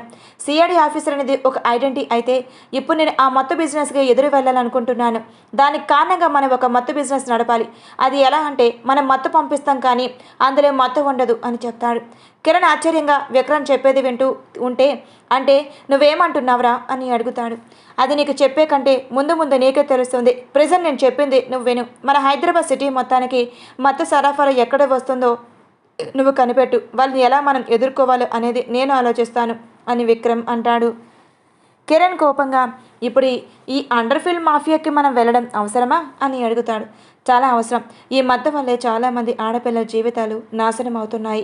అలాగే మగవాళ్ళు కూడా ఈ మత్తు తీసుకోవటం వల్లే వాళ్ళ విజ్ఞాతని మర్చిపోయి క్రూరంగా ప్రవర్తిస్తున్నారు అని విక్రమ్ అంటాడు. సరే, ఈ మత్తు మాఫియా అండర్ ఫీల్డ్ ఓకే, మరి ఈ సిఐడి ఆఫీస్ అని అడుగుతాడు. నాకు చిన్నప్పటి నుంచి సిఐడి అంటే ఇష్టం, కానీ అమ్మ ఎప్పుడైతే నా దగ్గర మాట తీసుకుందో అప్పటి నుంచి నేను ఇది చెయ్యాలి అని నిర్ణయించుకున్నాను. నా అమ్మకు జరిగినట్టు ఎవరికీ జరగకూడదు అని విక్రమ్ అంటాడు. కిరణ్ బాధగా అప్పుడు నీ వయసు 10 సంవత్సరాలు కదరా, నీకు అదంతా గుర్తుందా అని అడుగుతాడు. అప్పుడు అమ్మకి ఏం జరిగిందో నాకు గుర్తు లేకపోవచ్చు కిరణ్, కానీ అమ్మ పడే వేదన ప్రతిరోజు రాత్రి నా కలలా కనిపిస్తూనే ఉంటుంది. ఆ కళ ఎంతవరకు ఉంటుందో నాకు తెలియదు. బహుశా నేను చనిపోయే వరకు ఆ కళ నాతోనే వస్తుందేమో. ప్రతి రాత్రి నిద్రలేక నరకం అనుభవిస్తున్నాను. అమ్మ ప్రతిరోజు ఏదో నాకు చెప్తూనే ఉంటుంది అని విక్రమ్ అంటాడు. మరిప్పుడు నువ్వు ఈ నిర్ణయం తీసుకుంటే నిత్య భవిష్యత్ ఏంటి, నిత్యాన్ని ఎలా ఫేస్ చేయగలవు అని అడుగుతాడు. ఈ అండర్ మాఫియా విషయం ఎవరికి తెలియకూడదు, అలాగే నేను సిఐడి అన్న విషయం ఎవరికీ తెలియకూడదు. ప్రెజెంట్ నేను ఒక బిజినెస్ మ్యాన్గా రన్ అవ్వాలి అని అనుకుంటున్నా అని అంటాడు. కిరణ్ ఆశ్చర్యంగా ఇప్పుడు వంటి చేత్తో ఇవన్నీ నువ్వు చేయగలవు అని అనుకుంటున్నావా అని అడుగుతాడు. విక్రమ్ ఏమో నాకు తెలియదు, కానీ చెయ్యాలి. ఇప్పుడు నువ్వు కూడా నాతో ఉంటాను అంటున్నావు కాబట్టి ఇంకా నాకు కొంచెం ఇబ్బంది ఉండదు, కానీ నువ్వు నాకు తోడుగా ఉంటావా అని విక్రమ్ అడుగుతాడు. నువ్వు ఎలా అయితే నీ చివరి శ్వాస వరకు పోరాడాలి అని అనుకుంటున్నావో నేను కూడా అలాగే నీతో నా చివరి శ్వాస వరకు ఉండాలి అనుకుంటున్నాను అని కిరణ్ అంటాడు. ఇప్పటి వరకు విక్రమ్ గురించి తెలుసుకున్నారు కదా, మరి సంధ్య ఎన్ని బాధలు పడిందో తెలుసుకుందాం. ఇటువైపు సంధ్యాని చిన్నప్పటి నుంచి రాజ్యం వాళ్ళు హింసిస్తూ కొడుతూ నరకం చూపించేవాళ్ళు. తనకి చిన్న వయసు నుంచే ఇంట్లో పనులు చేయకపోతే రాజ్యం ఇష్టం వచ్చినట్టు కొడుతూ ఉండేది. అలా కొన్నాళ్ళకి రాజ్యంకి కిట్టు పుడతాడు. సంధ్య మాత్రం కిట్టుని తన సొంత తమ్ముళ్ళలా చూసుకుంటుంది. కానీ రాజ్యంకి అది నచ్చక కిట్టుని సంధ్యని ఎప్పుడు దూరం చేస్తూనే ఉంటుంది. కిట్టుకి సంధ్య అంటే ఇష్టం ఉండటం వల్ల అక్క అక్క అని ఎప్పుడూ సంధ్య చుట్టూనే తిరిగేవాడు. అలా రోజులు గడుస్తూ ఉండగా సంధ్య 8th క్లాస్లో ఉండగా నరేష్ని సంధ్య దగ్గరకు పంపిస్తుంది. చిన్న వయసులో ఉన్న సంధ్యకి మేనత్త పోలికలు రావడంతో అచ్చం బార్బీగార్లాగే ఉంటుంది. నరేష్ సంధ్య మీద కన్ను వేయటంతో దామోదర్ అది చిన్నపిల్లరా అని చెప్పిన రాజ్యం వినిపించుకోదు. రాజ్యం నరేష్కి సంధ్యాని ఎలా అయినా సరే ఆ వయసుకి నరేష్కిచ్చి పెళ్లి చేసి ఆస్తి తన పేరు రాయించుకోవాలి అని అనుకుంటుంది. దామోదర్ వాళ్ళు అందరూ చనిపోయినప్పుడు లాయర్ని పిలిచి ఆస్తి గురించి అడగ్గా మీ నాన్నగారి ముందుగానే వీలునామా రాశారు. మహేంద్ర గారి పుట్టిన కొడుక్కి సగం ఆస్తి, మిగతా సగం ఆస్తి రాజశేఖర్ గారి పుట్టిన సంతానానికి అని ముందుగానే ఆయన వీలునామాలు రాసి చనిపోయారు అని చెప్తాడు. లాయర్ మాటలు విన్న రాజ్యం వాళ్ళు సంధ్యని హింసించి అయినా సరే ఆ ఆస్తి దక్కించుకోవాలి అని అనుకుంటుంది. దానికి పావుగా నరేష్ని వాడుకుంటుంది. నరేష్ ఒక్కసారిగా సంధ్య స్కూల్లో ఉండగా అమ్మ అని పిలుస్తుంది. అమ్మ ఇంటికి రా అని చెప్తాడు. సంధ్య చిన్న వయసులో తల్లి కోల్పోవటంతో రాజ్యంని అమ్మ అని పిలుస్తుంది. కానీ ఆ పిలుపు నచ్చని రాజ్యం సంధ్యని ఎప్పుడు కొడుతూనే ఉంటుంది. సరే మావయ్య వస్తున్నాను అని సంధ్య టీచర్కి చెప్పేసి ఎందుకు పిలిచింది మావయ్య అని మామూలుగా మాట్లాడుతూ వెళ్తుంది. నరేష్ సంధ్యని పొలాల వైపు తీసుకొని వెళ్తాడు. నరేష్ సంధ్యని తీసుకొని వెళ్తున్నప్పుడే కిట్టు టీచర్ దగ్గరికి వచ్చి ఏమైంది టీచర్, మా మావయ్య ఎందుకు వచ్చాడు అని అడుగుతాడు. మీ అమ్మ పిలుస్తుందంట కిట్టు, అందుకే మీ మావయ్య మీ అక్కని తీసుకొని వెళ్ళాడు అని టీచర్ అంటుంది. అయ్యో టీచర్, మా అక్కని వాళ్ళు చంపడానికి తీసుకువెళ్తున్నారు. మా మావయ్య వాళ్ళ మంచి వాళ్ళు కాదు, మా అమ్మ కూడా మంచిది కాదు, మా అక్కని ఎప్పుడు కొడుతూ ఉంటుంది. ప్లీజ్ టీచర్ మీరు నాతో పాటు రండి అని అడుగుతాడు కిట్టు. ఆవిడకి కిట్టు మాటలకి కొంచెం ఆశ్చర్యం వేసిన అక్కడ ఉన్న కొంతమంది టీచర్స్ని వెంట పెట్టుకొని నరేష్ వెనకే ఫాలో చేస్తారు. కిట్టు వాళ్ళు ఫాలో చేస్తున్నట్టు నరేష్కి తెలియదు. కిట్టు చిన్నప్పటి నుంచి రాజ్యం వల్ల సంధ్యాని ఎలా చూస్తున్నారో కిట్టుకు తెలిసి కిట్టు సంధ్యాని క్షణక్షణం ఎలా కాపాడుకోవాలా అని చిన్నప్పటి నుంచి ఆలోచిస్తూ ఉంటాడు. రాజ్యం కొట్టినప్పుడల్లా నరేష్ సంధ్యాని తిడుతూ ఉండేవాడు. ఎందుకు సడన్గా రాజ్యం అలా పిలిచింది అని తెలిసిన చిన్న వయసు ఉన్న కిట్టు సంధ్యకి ఎలాంటి ప్రమాదం జరగకూడదు అని వాళ్ళు నరేష్ వాళ్ళకి తెలియకుండా వాళ్ళ వెనకే వెళ్తారు. అలా కొంచెం దూరం వెళ్ళాక నరేష్ సంధ్యాని ఇక్కడ కూర్చో అని చెప్పి కూర్చోబెడతాడు. సంధ్య ఎందుకు మావయ్య ఇప్పుడు ఎక్కడికి తీసుకువచ్చారు అని అడుగుతుంది. నరేష్ నువ్వెక్కడే కూర్చో అని తన భుజం మీద చెయ్యవేసి నొక్కుతాడు. సంధ్యకి భయంగా అనిపించి నరేష్ని దూరం జరిపి ప్లీజ్ మావయ్య నన్ను ముట్టుకోవద్దు అని అంటుంది. నరేష్ వినిపించుకోకుండా తన భుజం చుట్టూ చెయ్యవేస్తూ ఉంటాడు. సంధ్యకి ఏడుపు వస్తూ ప్లీజ్ మావయ్య నువ్వు ఇలా చేస్తే నేను అమ్మకు చెప్తా, ప్లీజ్ నువ్వు నాకు దూరం జరుగు అని అంటుంది.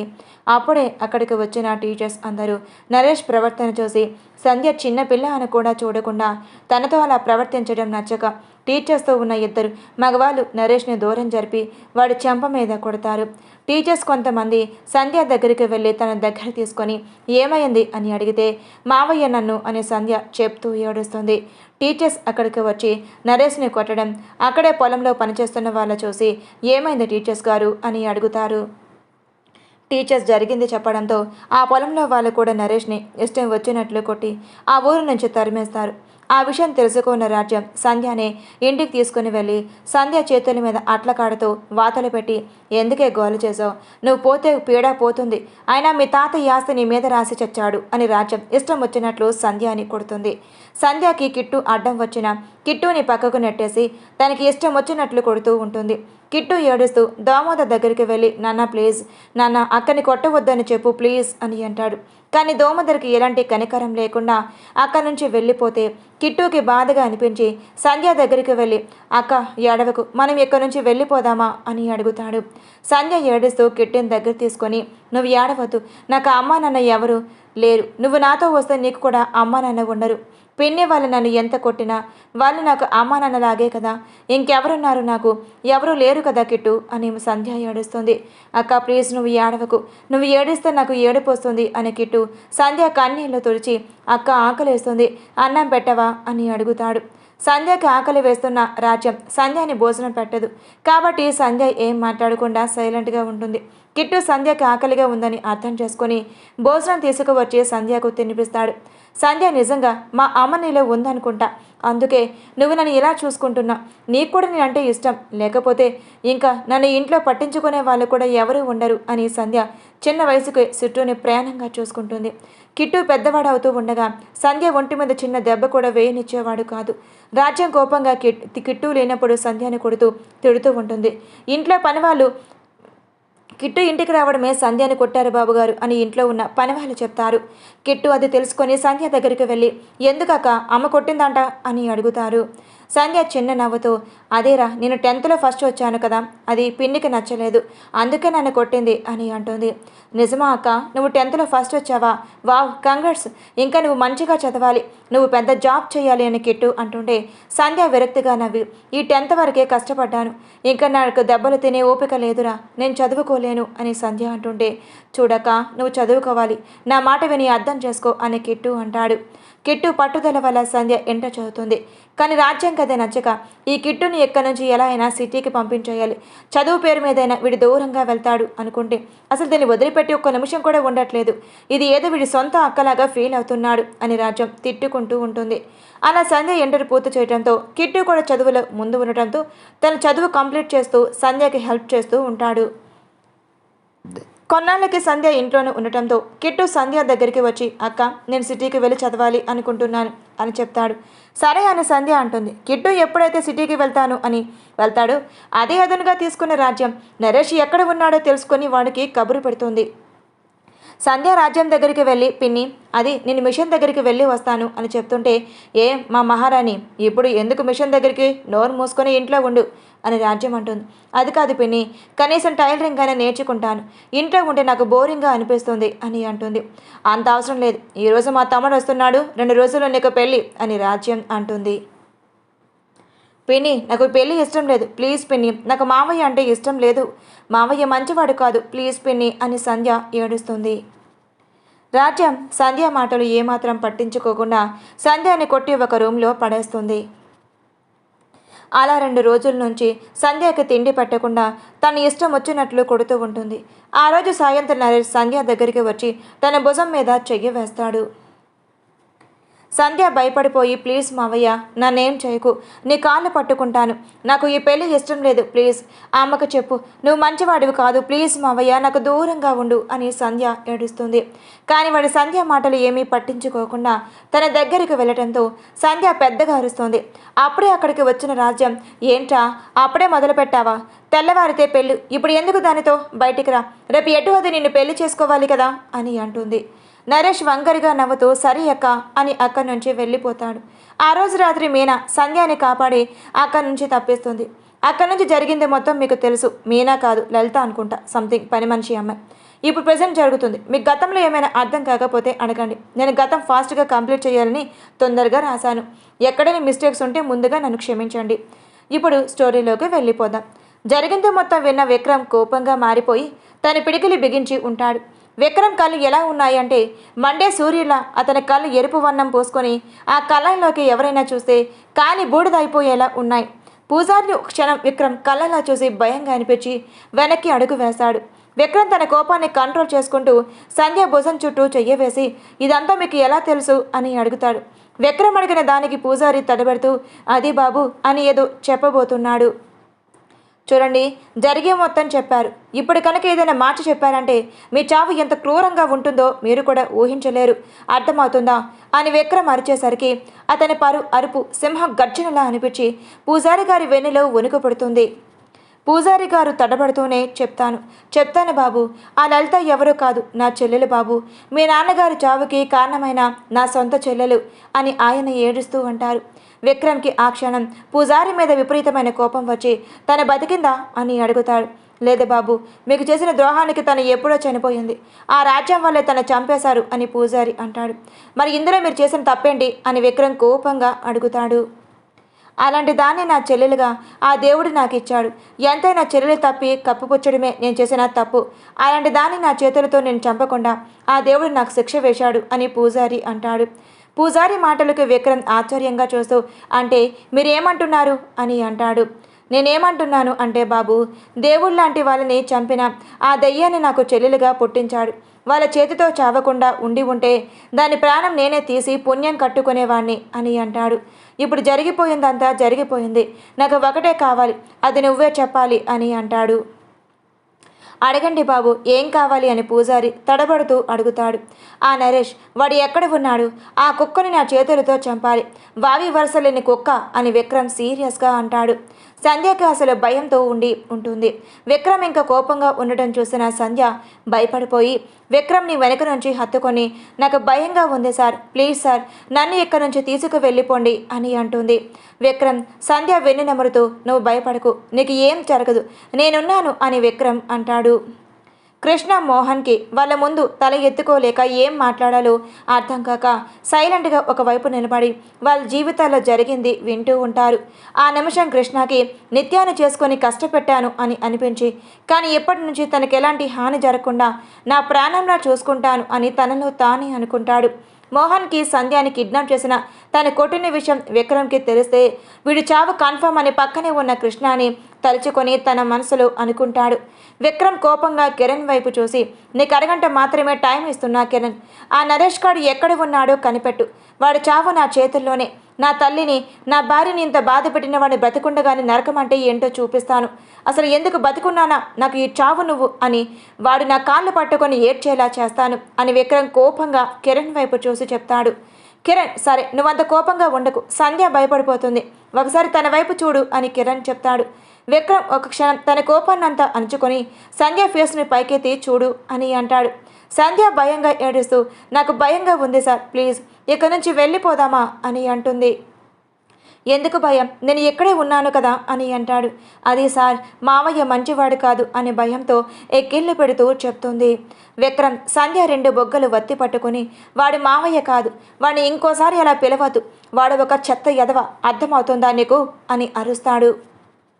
సంధ్య భయంగా తల ఊపటంతో విక్రమ్కి బాధగా అనిపించి తన మనసులోనే తనది బాధని పెట్టకూడదు అని అనుకుంటూనే తన బాధకి ఒక రకంగా నేనే కారణమవుతున్నా అని అనుకుని సంధ్యని తన గుండెలకు హత్తుకొని, ప్లీజ్ ఏడవకు, వాడిని నీ చేతులతోనే చంపిస్తాను అని మనసులో అనుకుంటాడు. సంధ్యకి ఎంత ఎక్కిలు ఆగకపోవటంతో కిరణ్ విక్రమ్కి మంచినీళ్ళు ఇచ్చి సంధ్యకి తాగమని చెప్తాడు. విక్రమ వాటర్ తీసుకొని సంధ్యకి తాగించి తనని అక్కడ ఉన్న సోఫాలో కూర్చోబెడతాడు. వీళ్ళు ఎవరూ గమనించింది ఏంటంటే నిత్య స్పృహ కోల్పోయి ఉంటుంది. కొంచెంసేపటికి తనకు స్పృహ వచ్చి చుట్టూ చూస్తూ ఇక్కడ ఎవరూ లేరేంటి అని అనుకుంటూ ఉంటుంది. కానీ అంతలో కిందెవరో తనకి పెద్దగా అరుస్తున్నట్లుగా అనిపించి ఫాస్ట్గా కిందకు వచ్చి చూస్తుంది. కింద హాల్లో జరిగిందంతా విని అమ్మా నాన్నని ఇంత క్రూరంగా చంపారా అని ఏడుస్తూ ఉంటుంది. నిశ్శబ్దంగా ఉన్న ఆ ఇంట్లో నిత్య ఏడుపు అందరికీ వణుకు పుట్టించేలా ఉంటుంది. విక్రమ్ నిత్య దగ్గరికి ఫాస్ట్గా వెళ్ళి తన భుజం మీద చెయ్యి వేస్తాడు. నిత్య మెట్ల మీద కూర్చొని తన మోకాళ్ళ తల పెట్టుకొని పెద్దగా అమ్మ అని ఏడుస్తూ ఉంటుంది. విక్రమ్ ఎప్పుడైతే నిత్య భుజమే చెయ్యి వేశాడో ఒక్కసారికి విక్రమ్ని హత్తుకొని, ఎందుకన్నా మనకే జరుగుతుంది, ఆ దేవుడు ఎందుకు మనకి ఇలా చేశాడు, చిన్న వయసులోనే మనం అమ్మ నాన్న ప్రేమకి దూరమై ఎన్ని బాధలు పడ్డామో కదా అని విక్రమ్ని అడుగుతూ ఏడుస్తుంది. కృష్ణకి రాజ్యం వాళ్ళ మీద కోపం వచ్చి వీళ్ళు అసలు మనుషులేనా, ఇలాంటి రాక్షసులను చంపేయాలి అని అనుకుంటూ ఉంటాడు.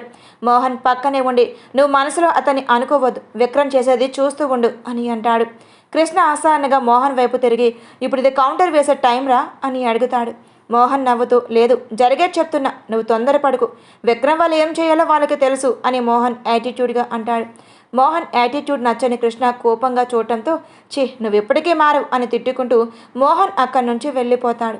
కొంచెంసేపటికి విక్రమ్ నిత్యాన్ని సముదాయించి కృష్ణ అక్కడే ఉండటం చూసి కృష్ణ అని పిలుస్తాడు. అదేంటో ఈసారి కృష్ణ యాటిట్యూడ్కి చూపించకుండా విక్రమ్ పిలిచిన వెంటనే విక్రమ్ దగ్గరికి వెళ్ళి, చెప్పు విక్రమ్ అని అంటాడు. నిత్య జాగ్రత్త, తను ఏడవకుండా చూసుకో అని విక్రమ్ ఒక్క మాటే చెప్తాడు.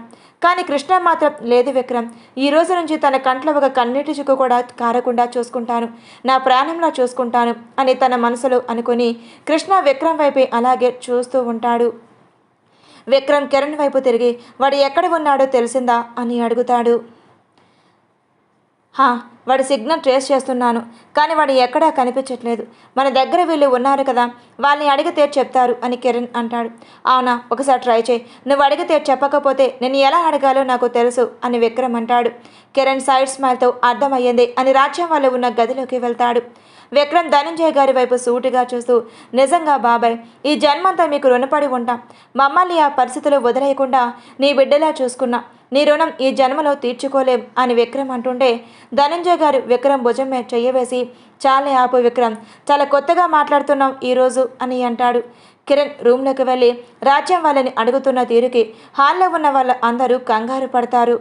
కానీ విక్రమ్ మాత్రం ఎలాంటి కంగారు లేకుండా సోఫాలో కూర్చొని సంధ్యాని తన దగ్గరకు తీసుకుంటాడు. కిరణ్ కొంచెం సేపటికి బయటకు వచ్చి విక్రమ్ వైపు చూస్తాడు.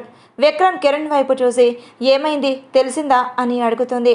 లేదురా, కానీ వారు ఎక్కడ ఉన్నా ఈరోజు సాయంత్రం కల్లా నీ కాళ్ళ దగ్గర పడేస్తాను అని కిరణ్ ఎవరికో ఫోన్ చేస్తూ అక్కడి నుంచి వెళ్ళిపోతాడు. నిత్యాన్ని దగ్గరికి తీసుకోవడంతో నిత్య ఏడుస్తూ అలాగే మోహన్ బయటకు వెళ్ళి నుంచుని ఉంటాడు. కిరణ్ ఎవరితోనో మాట్లాడుతూ వెళ్ళటం చూసి మోహన్ కూడా కిరణ్ వెనకే వెళ్తాడు. కిరణ్ కొంతమంది కాల్ చేసి నరేష్ గురించి చెప్పి వాడు ఎక్కడ ఉన్న ఈరోజు సాయంత్రం కల్లా మా కళ్ళ ముందు ఉండాలి అని ఆర్డర్ వేసినట్టు చెప్తాడు. మోహన్ కిరణ్ భుజం మీద చేయవేసి ఆ తర్వాత జరిగింది మీరు చెప్పలేదు మాకు అని అంటాడు. కిరణ్ వాళ్ళ జీవితాల్లో జరిగింది మొత్తం మోహన్కి చెప్తాడు.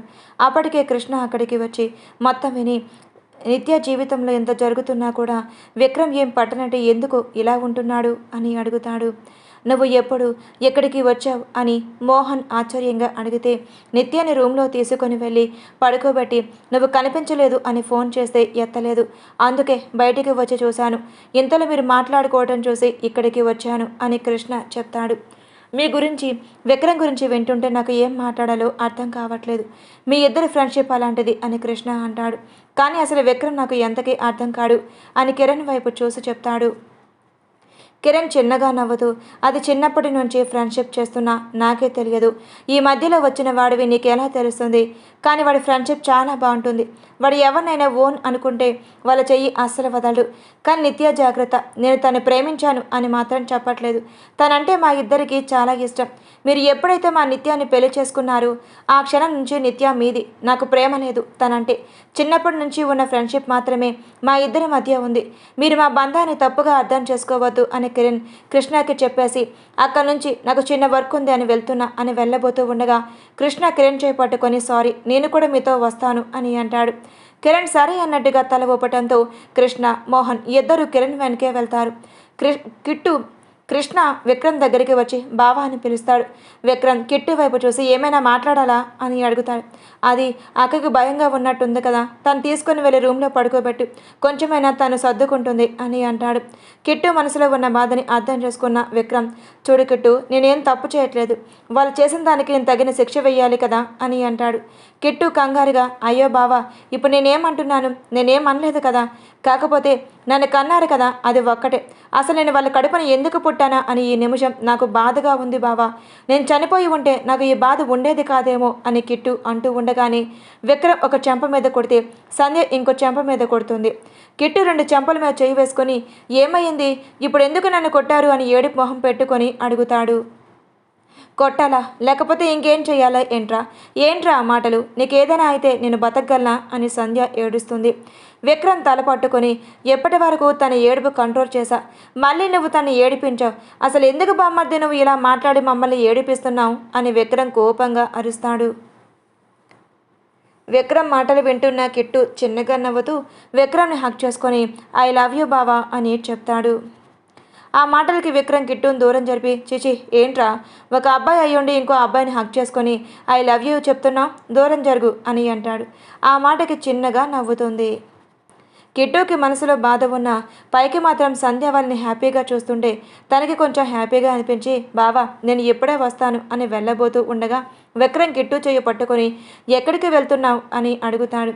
కిట్టు చిన్న పని మీద బావా, అది ఇంటికి వెళ్ళి వస్తాను అని తడబడుతూ చెప్తాడు. సంధ్య కోపంగా ఇప్పుడు అక్కడ ఎవరున్నారని వెళ్తావు, వద్దు నువ్వు అక్కడికి వెళ్ళకు, మళ్ళీ పిన్ని వాళ్ళు నిన్ను ఏమైనా చెయ్యవచ్చు అని అంటుంది. వాళ్ళు ఎక్కడే ఉన్నారు కదా అక్క, అయినా బావ ఎక్కడ ఉండగా నన్ను ఎవరు ఏం చేయలేరు, నా మనసు ఎందుకో కొంచెం భారంగా ఉంది, కొంచెం సేపు అలా బయటికి తిరిగి వస్తాను అని కిట్టు అంటాడు. సుప్రియ కూడా జరిగిందంతా విని ఈ టైంలో కిట్టుకి తన తోడు అవసరం అనుకుని కిట్టు వైపే చూస్తూ ఉంటుంది. కిట్టు ప్లీజ్ బావా ఒప్పుకో, నేను కొంచెంసేపు అలా వెళ్ళి వచ్చేస్తాను ప్లీజ్ అని బ్రతిమిలాడుతూ ఉంటే విక్రమ్ సంధ్య వైపు చూసి వెళ్ళమని చెప్పనా అని అడుగుతాడు. సరే అని చెప్పడంతో వెళ్ళు అని అంటాడు విక్రమ్. కిట్టు అక్కడి నుంచి ఫాస్ట్గా వెళ్తుంటే సుప్రియ వెనకే వెళ్తుంది. కిట్టు సుప్రియ వచ్చేది గమనించుకోకుండా పొలాల దగ్గరికి వెళ్ళిపోయి అక్కడి గట్టు మీద కూర్చొని పెద్దగా ఏడుస్తాడు. కిట్టుని ఫస్ట్ టైం అలా ఏడవటం చూసిన సుప్రియకి బాధగా అనిపించింది. అతన్ని కొంచెంసేపు ఏడిస్తే తన మనసులో బాధ మొత్తం తీరిపోతుంది అని అనుకుని కిట్టుని చూస్తూ ఉంటుంది. కానీ ఎంతకీ కిట్టు కంట్రోల్ అవ్వకపోవడంతో సుప్రియ కిట్టు భుజం మీద చెయ్యి వేస్తుంది. కిట్టుకి ఆ నిమిషం కంగారుగా అనిపించి ఎవరు అని వెనక్కి తిరిగి చూసిన కిట్టుకి అక్కడ సుప్రియ కనిపించేసరికి కిట్టు ఫాస్ట్గా పైకి లేచి సుప్రియని గట్టిగా హక్ చేసుకొని తన ఏడుపుని కంట్రోల్ చేసుకోవాలని చూస్తాడు. కానీ ఎంతకీ తన ఏడుపు కంట్రోల్ అవ్వకపోవడంతో సుప్రియని వదిలి దూరం జరిగి నువ్వెందుకు ఇక్కడికి వచ్చావని అడుగుతాడు. సుప్రియ కిట్టు వైపు చూసి నువ్వెందుకు ఇక్కడికి వచ్చావని అడుగుతుంది. నీకు సమాధానం చెప్పడం నాకు ఇష్టం లేదు, కానీ నువ్వు ముందు ఇక్కడి నుంచి వెళ్ళు అని అంటాడు. సుప్రియ కోపంగా నేను ఇక్కడి నుంచి ఎందుకు వెళ్ళాలి, అసలు నువ్వు ఎవరు నాకు చెప్పడానికి, నేను వెళ్ళను, నేను ఇక్కడే ఉంటాను అని అంటుంది. నన్ను విసిగించకుండా ఇక్కడి నుంచి వెళ్ళు అని అంటాడు.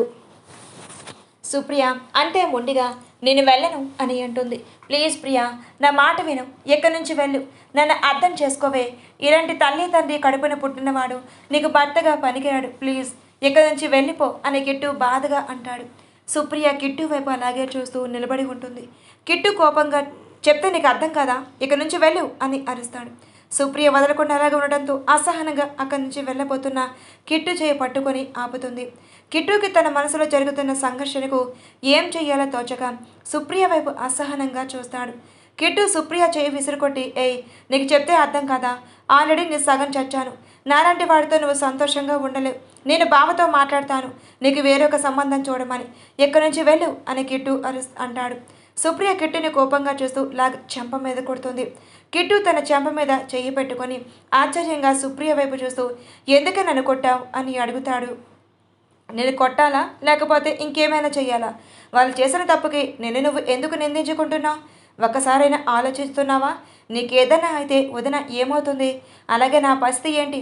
ఈనాడు ప్రేమించాలని వెంటపడ్డావు, మధ్యలో చెయ్యి వదిలేస్తావు, మళ్ళీ ఇప్పుడు నీ చెయ్యి వదలను అని పెళ్ళేదాకా తీసుకొచ్చి ఇప్పుడు మళ్ళీ నోటికి వచ్చినట్టు మాట్లాడుతున్నావు అని సుప్రియ కోపంగా ఏరుస్తుంది. కిట్టు సుప్రియ చెప్పేది వింటూ ఆశ్చర్యంగా తన వైపే చూస్తూ ఉంటాడు. Please like and subscribe for more videos. Thank you for watching.